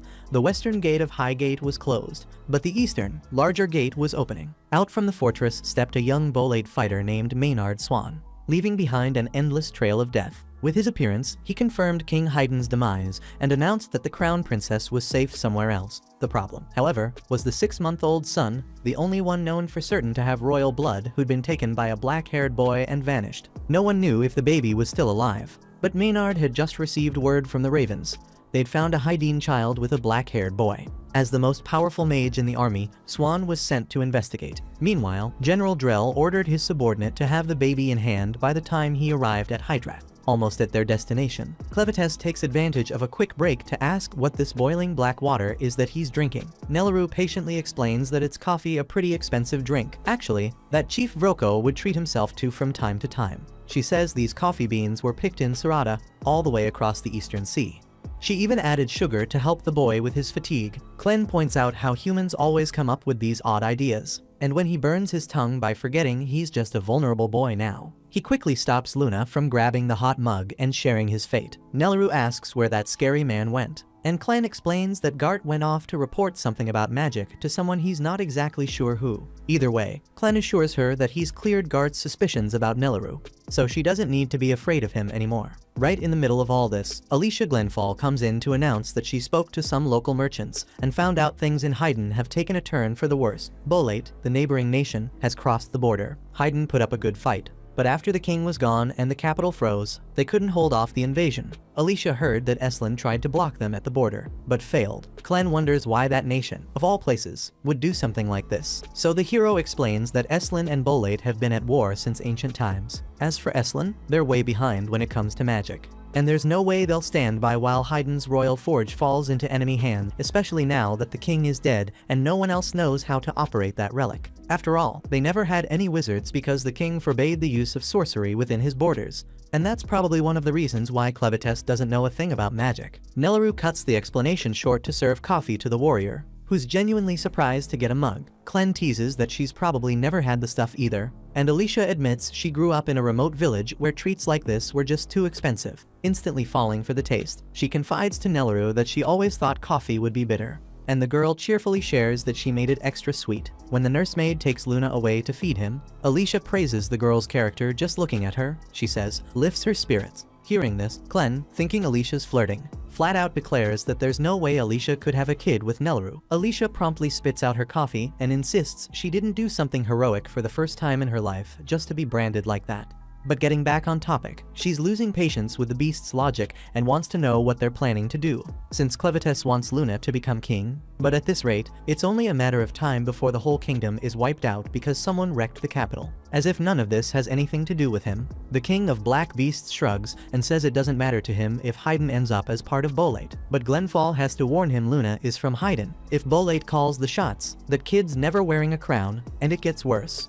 Luna will be captured, or worse still, because pure-blooded Haydn babies are rare. If Haydn vanishes, the boy loses his place in the world of men. According to the hero, the royal line guards the secrets of refined magical ore. Bolate wants that, and only Drell, the Dragon Slayer, has the power to lead an army to seize it. When Alicia's father retired and went into hiding, Drell made a point of tracking him down and killing him. Afterwards, the general said the two were friends, and now that he'd finished off his old companion, Drell had reached the peak of his strength. Furious, Alicia was ready to go after the killer, but her father stopped her before he died. He said that if she attacked that man, she'd be dragged into war, and war is the farthest thing from a hero's path. It only shrinks the world of men. If Alicia ever wanted to be a hero, she should never fight that Bolate officer. Only then, he said, would she see what lies beyond this world's boundaries, and he'd be able to see it with her. Those were his last words before he finally passed away, leaving young Alicia Glenfall to cry out in utter despair. Back to the present, that same woman now tells Clem that if he wants Luna to survive in the world of men, he'll have to drive out Bolate's forces and protect Haydn. The boy finds it ironic having to save the very thing he once swore to destroy, but that's just how it is now. Alicia says she'll go with the beast, but Clevites orders her to stay and protect the child and his nursemaid.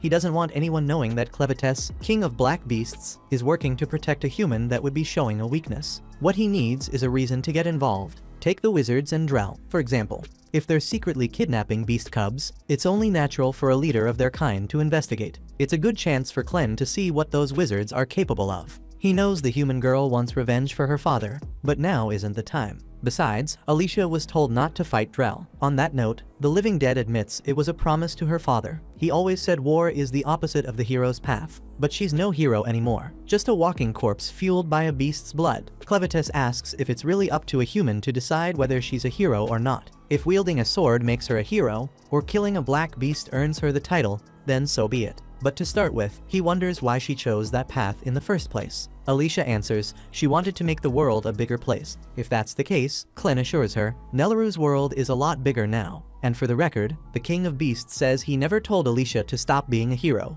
But if that's what she wants, he won't stand in her way. Disturbed by what she's just heard, Alicia notices Clem calmly entering the forest and warns him not to let his guard down. He turns around, channeling his power around his horn, and then asks, "Who do you think I am?" With those words, a burst of light explodes outward, followed by a gust of wind that nearly sweeps Luna away. As Alicia draws near, Nelleru asks where their master went, and Alicia tells her he'll be back soon whether he wants to or not. Speaking of him, Clevites charges through the forest at breakneck speed. Having taken on his true beast form, racing up the slope of a hill, he lets out a howl, echoing toward his home, the Moon Mountain. Meanwhile, in Serit, Haydn's second fortress, the wall is brought down, clearing the way for the Bolate army's invasion. led by the notorious Dragon Slayer, whose left eye radiates a menacing power. Watching the fortress fall from a distance, Mikkel asks what they're supposed to do now, considering the two of them crossed the border without permission. Bolate's forces will reach Hydrat quickly, and reinforcements won't arrive in time. Galloping at full speed, Rod Royce replies that they need to stop the enemy now.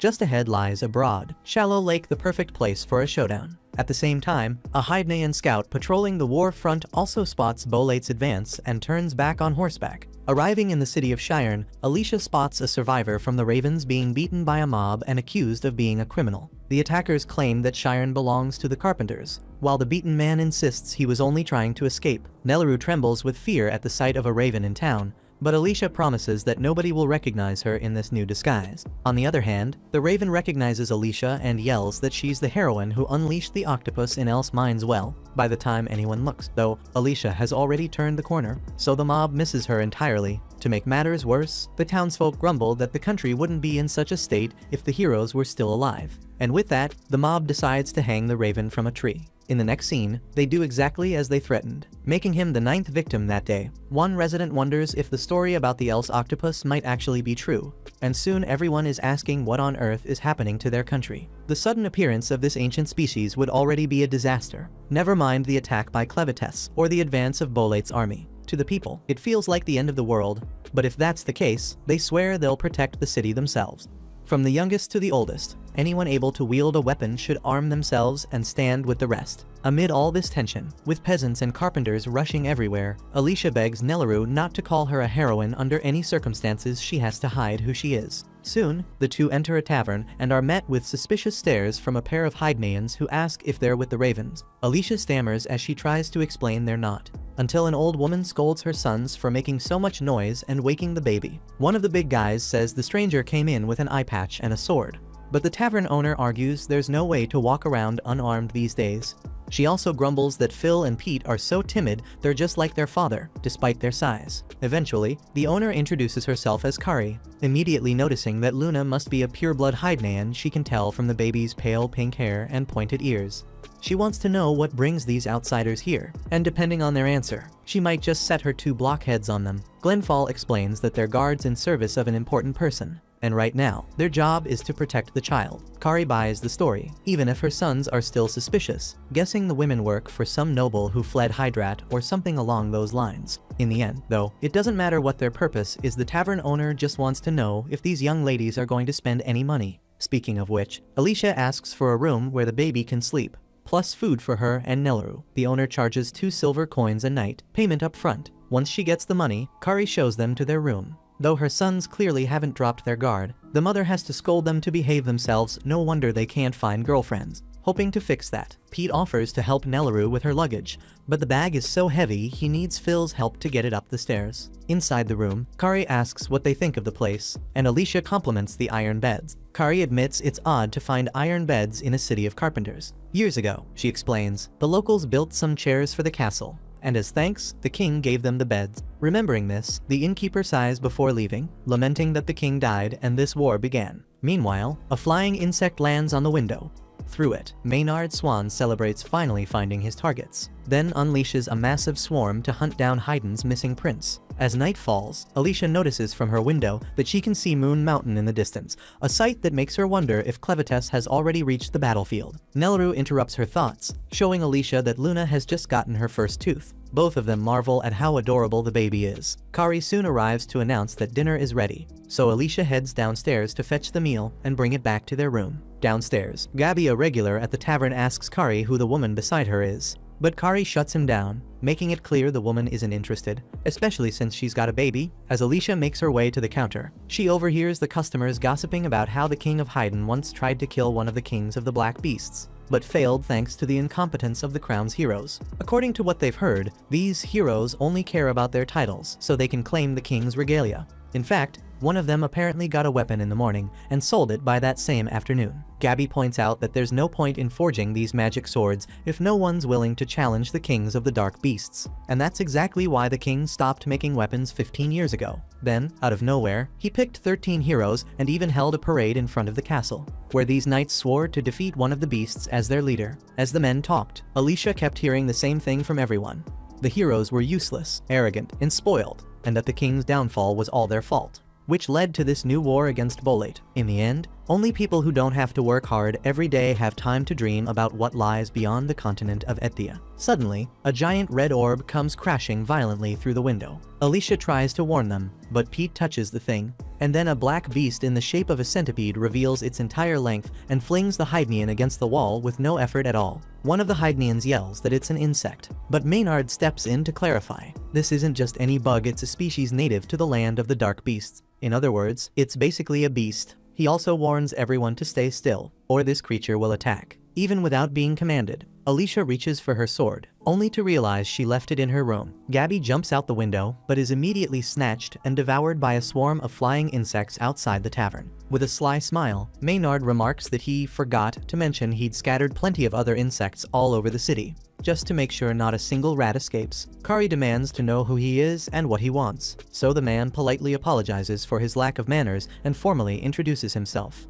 Maynard Swan, Supreme Mage of General Drell's army. His mission: to find out whether the baby hidden in this tavern is of royal blood. Meanwhile, Alicia hears a noise upstairs. Nelaru is being held captive by a girl who's levitating the iron beds. The girl introduces herself as Nay Chiffinlitz, a high mage from Bolate. Clevites was already sprinting toward the city, while tension built inside the tavern. Nelaru asked how the girl had managed to get up to the second floor, and she calmly replied that she'd used that axe to fly. Her power allowed her to control magnetism to attract or repel anything made of iron, so if she gripped the wooden handle and let the axe repel it, she could literally take off into the air. With that explained, the mage stepped closer to the child and said that, from what she'd heard, this magic came from an eastern turtle with an iron shell. If you struck the turtle with a steel sword, the blade would stick to it. Even with a stone spear, the iron shell would push it away. People said it was difficult to deal with such a creature. It wasn't exactly a friendly monster, but everyone made the most of whatever magic they had. The mage then took out a vial of medicine and said she'd give it to the baby to reveal his talent. If the child had magical ability, his eyes would change color.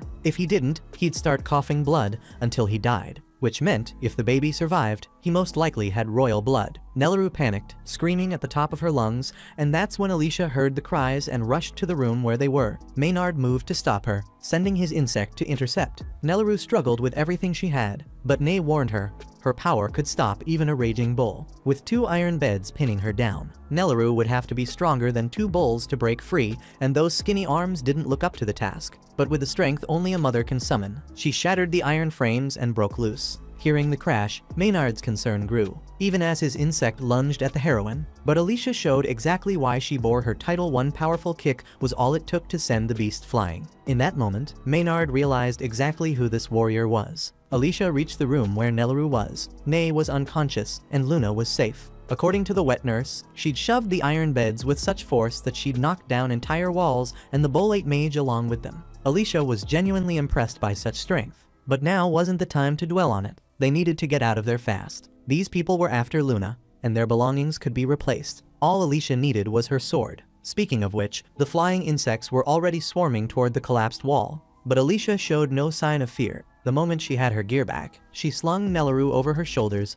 activated her dragonfly multi-attack, and dropped safely to the ground, cutting down several insects on the way. Nay tried to use her magic to keep the enemies from escaping, but the flying insects ahead of her were getting struck by the levitated objects she hurled, making her efforts pointless. And with that many bugs in front of her, she couldn't give chase either. She'd need Maynard to call them off. As for the insects themselves, they weren't chasing the 2 women they'd been ordered to surround only the inn. With some luck, Alicia and Nelaru could make it straight out of the city. But when they reached the forest, heading toward their destination, a wall of flying insects blocked their way. Alicia knew she couldn't use the dragonfly technique too many times. She'd tire long before killing them all. For now, hiding was the safest choice somewhere the insects couldn't get in, keeping Luna out of harm's way. Back at the tavern, Nay told Maynard the women had escaped. He asked if she'd tested the baby for magic, but she admitted she hadn't. A woman with inhuman strength had been in the room with the child and stopped her. The mage realized he'd underestimated his enemies. What's more, he now recognized the one-eyed woman. Hero Alicia Glenfall, one of the 13 heroes. Maynard had been there when General Drell fought her father, and that only confirmed the child's royal blood after all. A hero wouldn't be traveling with just any baby. There was no need for a test. Maynard didn't know what those women were doing here, but he decided it would be worth torturing them to find out. Then he announced it was time to gather the entire town in the main square. When they arrived, The leader of the townsfolk demanded to know the reason for this sudden meeting. He even pointed out that Bolate was outnumbered. While all the civilians were armed, he clearly wasn't afraid of the enemy kingdom's envoys, insects or not. If they wanted a fight, the townsfolk were ready. But first, he wanted to know exactly what Maynard and Ney intended to do with this country. Maynard replied that the people of Shirn had a wonderful kind of audacity. First of all, they needed to understand that if their king hadn't died in a senseless wager, Bolate wouldn't be here at all. To the civilians, the mages might look like an invading army, but that wasn't true. They'd come to protect Shirn's people and land, because the king of the Black Beasts had attacked this country's capital. If he returned, the beasts would claim the entire land and Haydn wouldn't be able to stop it. That was why the mages had come, to do whatever it took to protect the human world.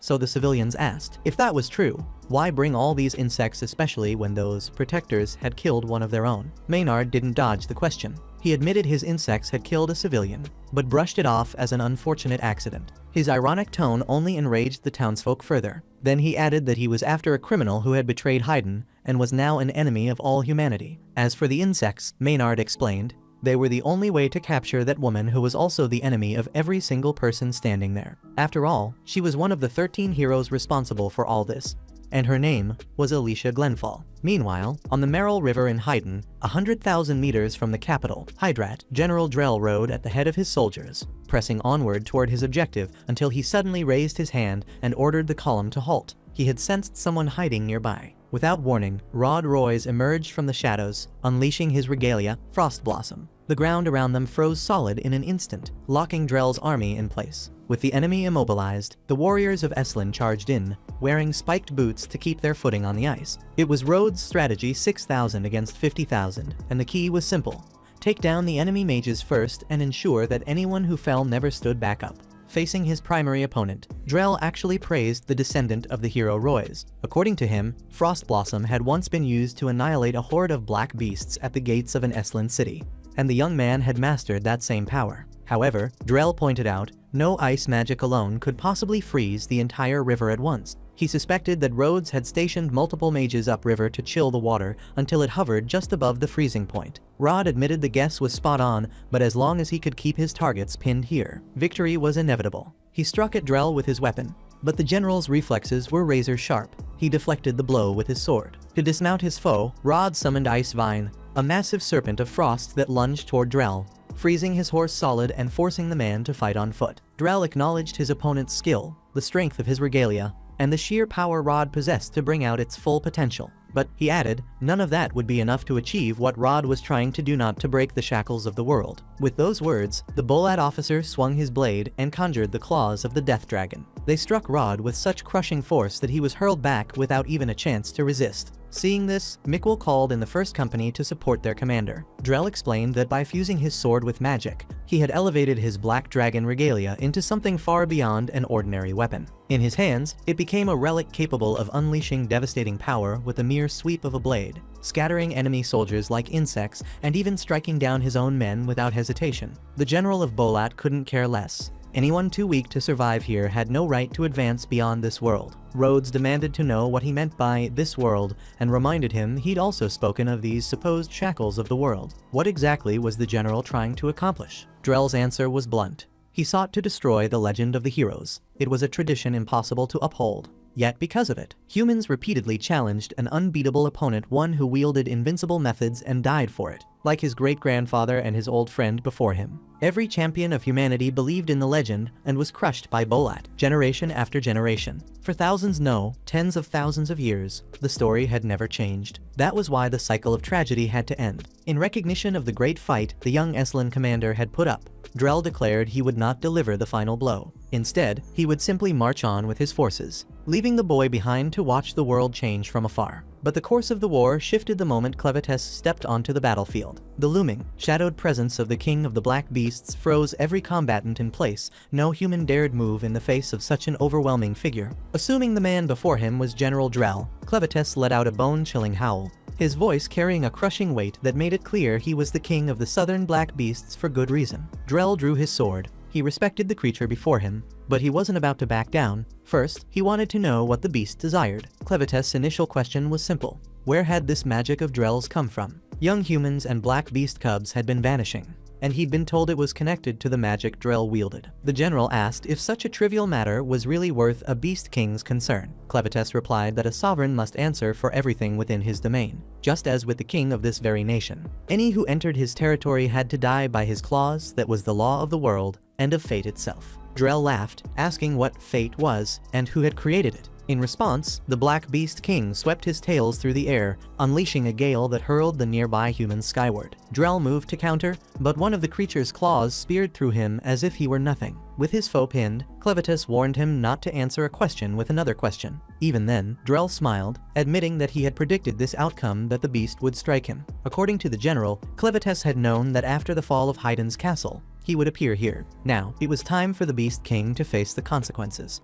He unleashed his most powerful spell, the Prison of Cursed Blood. The Bolat warrior erupted in a spray of crimson, sealing the Beast King inside a sphere of blood. In that moment, Drell's sword opened its eye, releasing a magic that forced the man to abandon his body. "I am a sword," he declared, "and this sword is my life." The general had sacrificed his own blood and flesh to conjure this crushing tide of magical blood, one so powerful that not even a king of the black beasts could break free from it. The creature was doomed to stay and wither away, slowly, inevitably. Rhodes could hardly believe it. The king of the black beasts had truly been brought down. Meanwhile, Drell gave the order for his troops to advance. Far away, Alicia and Nelaru were sprinting through the dense forest. Behind them, torches flared in the darkness, casting jagged light on the enraged civilians of Shirn as they pushed forward, their faces twisted with hatred for the so-called heroine. Without delay, while the city remains overrun with swarms of flying insects, the peasants make their way to a small wooden house where the women are hiding. Since they've played around this area since childhood, they warn that there's no way the women can conceal themselves from them, and demand that they come out at once. According to the villagers, the so-called hero isn't anything special just because she knows how to swing a sword. In truth, common folk like them have always despised heroes after all. They kill a few magical beasts now and then and are worshipped as idols for life, while ordinary workers toil endlessly without ever receiving recognition. On top of that, the taxes they pay all go toward those flashy weapons and polished armor worn by warriors. Heroes aren't the ones planting trees, cutting their trunks, and turning them into the houses and furniture that allow a town to exist. Inside, Nelaru tells Alicia that she's special for saving her life. But the warrior is more concerned with keeping her friend away from the window to avoid any nasty surprises. With Nelaru and Luna pulled back, Alicia admits to herself that they can't hide here, not from the villagers, nor from the enemy sorcerer with his endless swarm of insects. To be honest, she doesn't really know what to do. Meanwhile, Phil, the most hot-headed of the lot, threatens to throw a flaming torch into the wooden house. At the last moment, Pete stops him, and just then their father appears alongside Kari to reprimand his youngest son. The father reminds him that their ancestors built this water wheel more than 2 centuries ago, and since the house is connected to it, it will not be burned under any circumstance. Phil argues they must hand the outsiders over to the sorcerer, but his father strikes him and retorts that they don't have to take orders from anyone who came from outside. This is their problem, their country's problem, and their town's problem. In fact, some villagers had already left the Bolate sorcerers waiting, keeping an eye on them so they wouldn't cause trouble. Taking charge of the situation, the man steps forward and introduces himself to the women as Mark, commander of the town guard. He then asks the hero to come out and answer a few questions. Until their conversation is over, the commander promises no one will lay a hand on them or the baby. Inside, Nelaru begs Alicia not to go, but the human decides to step out and face them. When asked, she admits that she is a hero, but that she lost her treasure when she fought Clevitus and was defeated. In that battle, all her comrades were annihilated. Alicia understands why the people of Shirn would hate her because of that outcome, and so she asks their forgiveness. Ignoring the apology, Mark assures her that in this case, it's fine. If she had come here just to sell the treasure, he would have killed her himself. But if Alicia fought and lost, then so be it. After all, it was their king who sent the women on this mission, and such is the city's tradition. Phil protests, asking if his father will really just let it go like that, while Alicia nervously wonders if the people here truly don't hate her anymore. Mark explains that the real question is what comes next, whether it's worth keeping the tradition alive and paying the price for it. When the next king is chosen, should ordinary citizens still support that new ruler? For the past 1,000 years, people like Alicia Glenfall have faced the kings of the dark beasts and sought to discover what lies beyond the horizon. But what the commander wants to know is whether this 1,000-year struggle has amounted to anything and whether she really saw something beyond the world they know. At those words, Alicia is overwhelmed by heavy memories of that hopeless battle. She recalls that when she attacked Clevitus, she was thrown high into the air, and for a brief instant, she managed to see beyond those domains. It was a boundless, circular expanse stretching endlessly. Because of that moment, to her, it was all worth it. Even after failing, she feels she shouldn't say this, but the truth is that the world is far bigger than they believe, and they know nothing at all. Without the courage to try, society loses the chance to know so many things and so many people. Ironically, Alicia learned this not long ago from someone arrogant and terrifying, someone who treats her like garbage. And yet, if she hadn't met that person, her world surely would have remained small. That's why she insists it is worth pushing beyond the limits, worth venturing into the unknown to uncover the hidden corners of the world. Above all, for the memory of the heroes who died for that dream. Glenfall will not allow anyone here to say it wasn't worth it. Hearing this, the villagers look stunned. Mark lets out a laugh and admits that the king's only wise decision was choosing the heroes. With that, he releases Alicia and her companions, granting them safe passage. From now on, the wall of insects in the forest will be her responsibility, while the townsfolk will take care of the rest. But as soon as the commander finishes speaking, Maynard bursts onto the scene riding a massive insect and tears through Mark's chest. Alicia steps forward, hand on her sword, demanding to know why the sorcerer did this. He sneers, explaining that the fool had ruined his entertainment. He wanted to watch the little hero of Haydn torn apart by her own people. Furious at his mockery, Alicia unleashes her rising dragon technique, slashing the sorcerer's insect mount to ribbons. When thousands of flying insects descend upon them, the hero orders all her allies back inside the cabin for safety. Outside, Glenfall continues the fight, cutting down enemy after enemy, though fatigue soon begins to show. Maynard claps at her efforts, admitting she must not be underestimated. After all, she sacrificed herself for her companions and now fights alone against an endless swarm of giant insects. To make matters worse, her breathing grows labored and her strength falters, and that's when Maynard explains the insects are venomous. If she focuses too much on the bigger ones, the poison from the smaller ones will take her down. After all, Maynard's army doesn't live on giants alone. As the bees swarmed above the skies, ants at their true size climbed up the heroine's legs to do their work, while spiders with venom strong enough to dissolve blood struck from the shadows. Before Alicia could kill the one clinging to her neck, it bit her. Maynard explained that its venom was so potent, it melted smaller creatures from the inside. Setting that aside, the sorcerer admitted he had never liked heroes. Once, he admired them,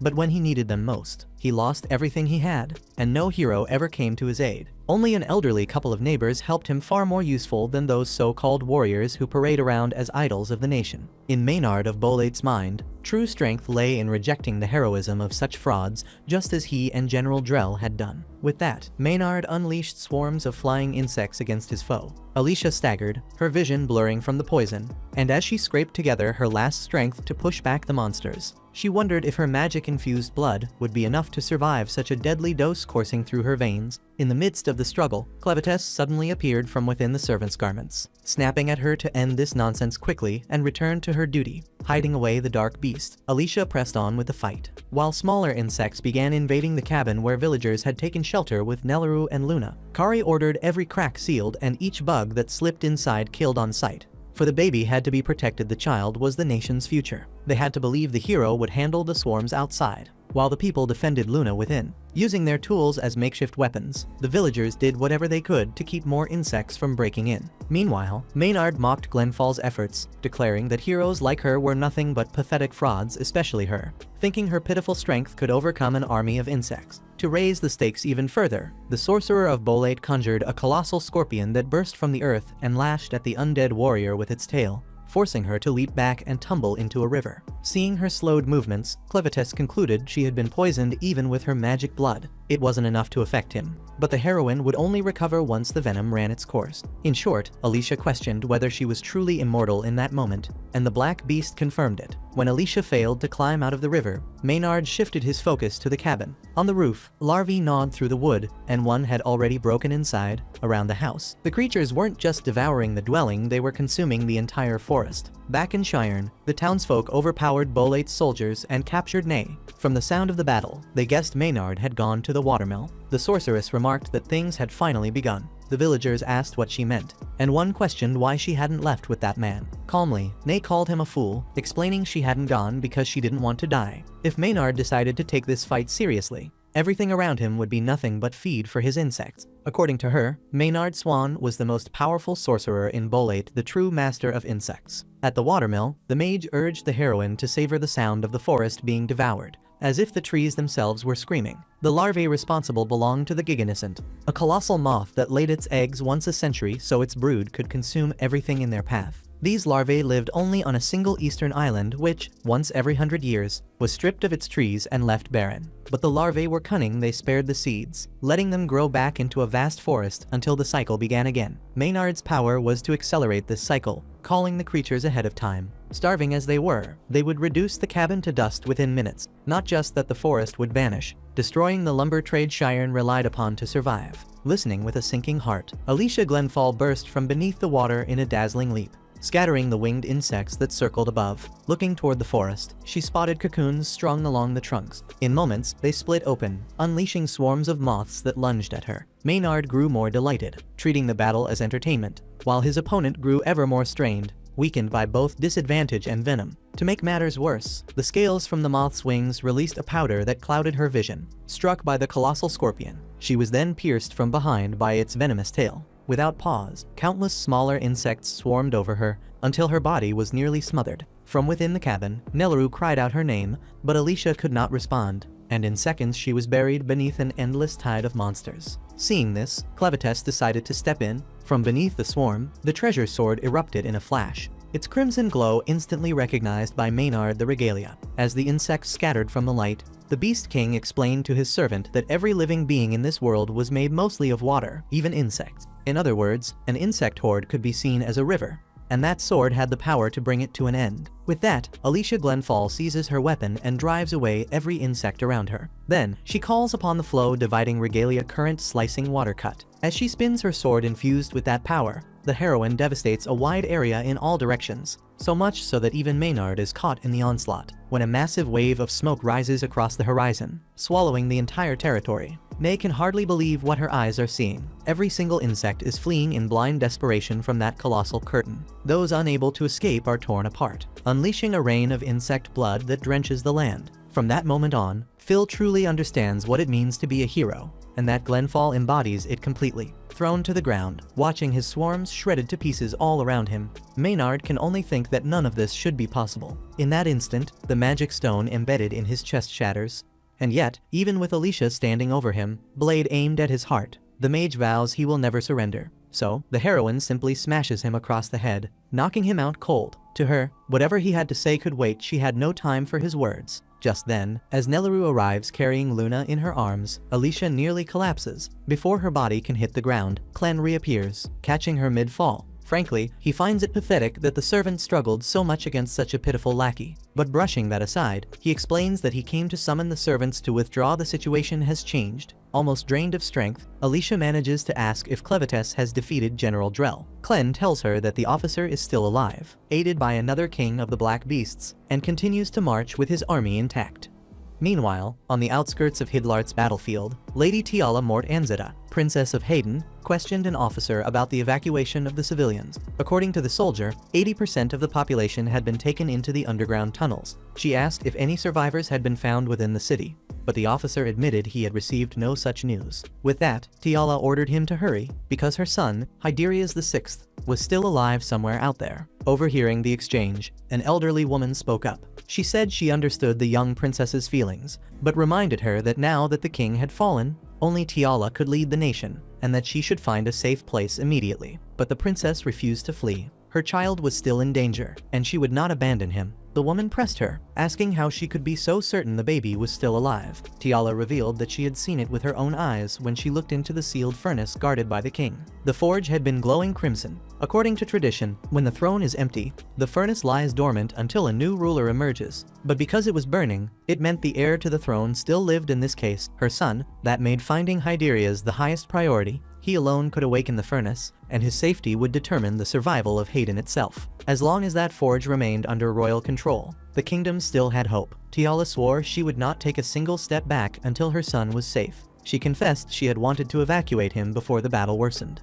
especially after a premonition warned her of the coming catastrophe. She knew the current heroes were incapable of defeating the Black Beasts. Regretfully, she lamented that she had been so tied to her duties on the day of his naming. Amid all this, Fabio Fleep, a Hydenian field aide, arrived on horseback to deliver grim news. The army of 50,000 under General Drell had clashed with Esland's 6,000 along the banks of the Merrill River. The forces of Commander Rodroyes had been crushed. Worse still, one of the kings of the Black Beasts, Clevites, had suddenly appeared and slaughtered half of Drell's men in the blink of an eye. Yet, astonishingly, the general conjured a strange sphere of blood that trapped the beast. Now, he and his remaining 2,000 soldiers were marching in their direction. Tiala could scarcely believe what she was hearing. No one had defeated a king of the Black Beasts in over a millennium, and Drell wasn't even a hero. Fabio explained that Drell was a former hero who still possessed the regalia. But Tiala refused to accept it. To her, no man who led an army to invade another nation could be called a hero. Enraged, she commanded her aide to bring her armor. She would fulfill her royal duty and destroy the enemy's regalia herself. The aide panicked, asking if that was even possible.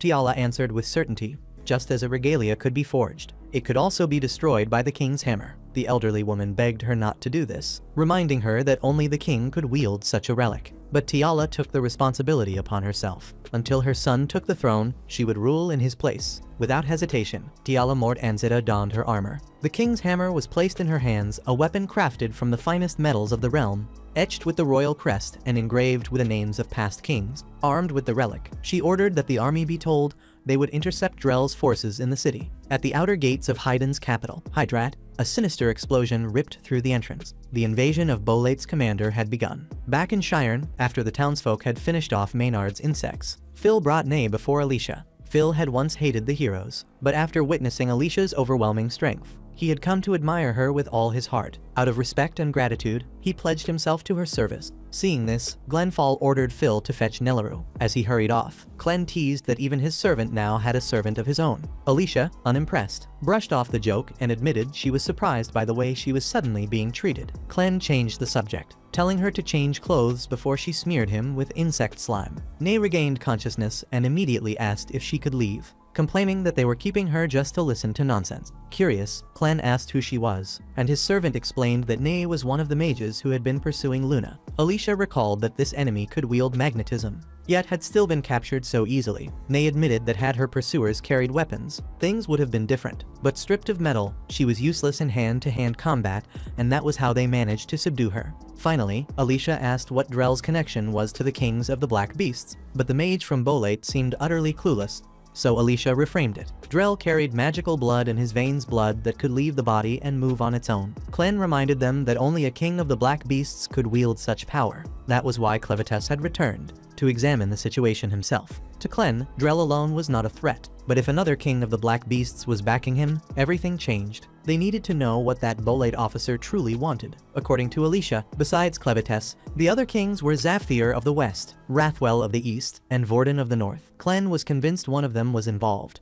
and he vowed that if any dared bare their fangs at him, they would pay the price. Alicia then asked if it made sense for Clen to leave his beast form behind and return in this smaller body. The boy answered that he hadn't left his true form at all, only the one that had been hidden within his shadow. If he lets the enemies believe they've already won, then he doesn't need to worry about them finding his location. That gives him the freedom to corner his opponents. Still, defeating Drell alone wouldn't be enough to make his true enemy reveal himself. May cuts through the chatter, admitting she has no idea what the hell is going on. In truth, she and Maynard came chasing after Haydn's royal Dorja, more specifically, the prince, the only one capable of activating that relic. With that said, the mage asks if she can leave, but quickly realizes she could slip free of her bonds by abandoning her gauntlets. Without a second thought, she does just that, freeing herself to levitate the iron gloves and fly away into the sky. A little further on, the mage from Bolate crosses paths with Nelaru and the very prince she's been after. Since they're being hauled around in an iron-wheeled cart, she decides to descend. She's not about to go home empty-handed.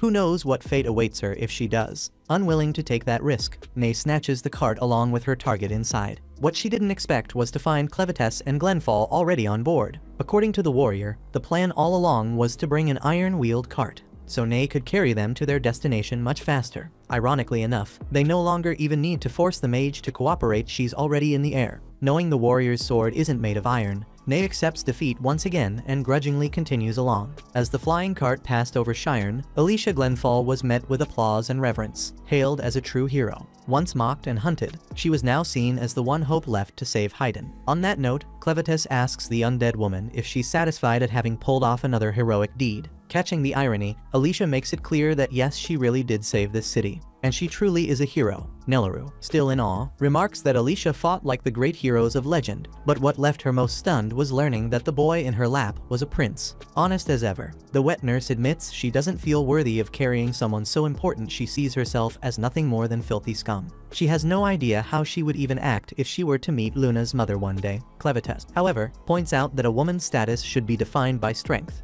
especially since Nelaru is many times stronger than a common humanoid. If she ever meets the boy's mother, he says coldly, she should crush her without mercy. Alicia objects princesses aren't meant to be crushed like that. Besides, Clem had said he wanted Luna to be king, with himself serving as advisor. Listening to every word, Ney can't understand why this so-called Prince's Guard is such a dysfunctional bunch. Sure, the hero's presence makes sense, but the other two, they seem completely out of place. Clevites snaps back that nothing here is meaningless. Everything is inevitable, exactly where it should be. At that moment, Alicia spots the mountain ahead and recognizes that Hydrat lies just beyond. Ney lifts the cart higher to clear the obstacle. While Clen asks if Alicia is ready, she replies that she's been ready for a long time. After all, Drell killed her father, wanting to keep her true identity hidden and unable to reveal her use of blood magic. Clevites makes it clear he won't help the servant, but Glenfall expected nothing less. Either way, she intends to expose the force behind Drell's sudden surge in power. The cart finally clears the mountain, revealing the capital of Haydn engulfed in battle. Alicia's eyes dart back and forth, searching for her father's killer,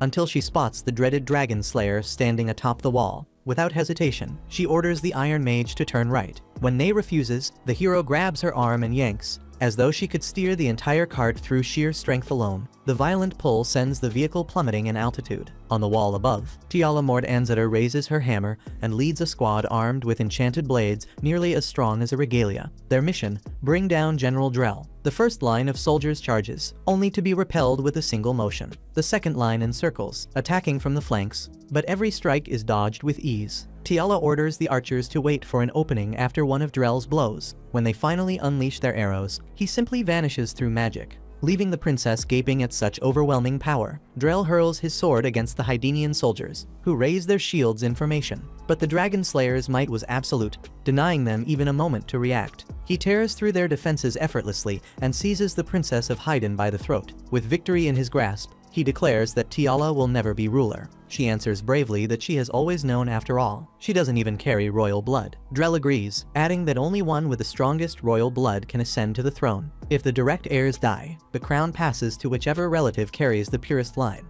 That, at least, is this world's rule, a universal law he intends to shatter, reshaping destiny itself. Tiala demands to know who he really is. But since she is not the king, he sees no need to answer, choking under his tightening grip. Tiala imagines that one blow from her hammer might damage the enemy's black dragon regalia. Summoning the last of her strength, she readies herself for a single desperate strike. But at that very moment, a runaway cart comes crashing through the skies. Drell instantly recognizes the girl aboard, the daughter of the swordsman he once slew. Alicia vows to avenge Margot, her father. Amid the distraction, Tiala swings and smashes her hammer against the regalia. Yet before the impact can tip the scales, the cart slams into the wall like a falling bomb, flinging the princess away. From that instant, the clash transformed into a duel between the two regalias now standing in the capital. Drell's Black Dragon against Alicia Glenfall's Zenbaku. Drell demands to know what the swordswoman is doing there, insisting that this war is no place for weak or cowardly heroes. Glenfall smirks with disdain and replies that she came to answer her calling as the great heroine to save a world in peril. With a single strike, she unleashes an explosion, making it clear she's not an easy target. Tiala recognizes Alicia Glenfall as one of the heroes who once set out to defeat Clevites, and she can't understand why Alicia has shown up now.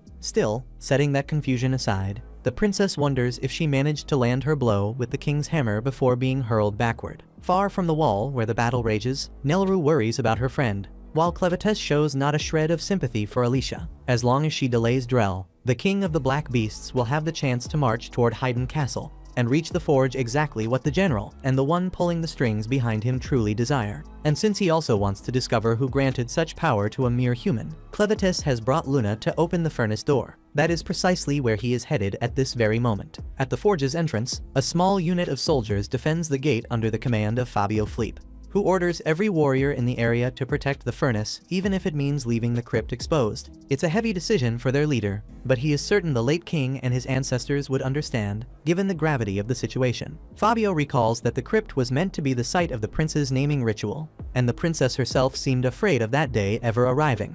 But with the royal forge as their top priority, there is nothing more that can be done. Meanwhile, Clevites reaches the section of wall that opens toward the furnace entrance and orders Nelleru to drop her things and bring down the wall as a test of her strength. The girl doesn't understand how such a thing could even be possible, but the beast explains that he has given her raw strength greater than that of a troll so she can protect Luna. And so, the girl shoves against one of the wall's blocks, sending it hurtling toward Fabio and his guards, who scramble desperately to avoid being crushed. As if that weren't enough, the men are suddenly dragged into shadows spilling across the ground. Moments later, Clevites himself steps into the entrance, recalling that it was here, not far from this very spot, where he first found Luna and allowed himself to be swayed by the desperate plea of a dying boy. The beast reflects. A child never chooses the time or place of its birth. The same is true of all things, not only people. The harsh truth is that most of destiny is carved out by the world you're born into. Yet, if the beginning of life cannot be chosen, the King of Shadows wonders, can what comes after be changed? Setting that thought aside for now, the Lord of the Moonlit Mountain lifts Luna into his arms and uses the child's hand as a key to awaken the King's Forge.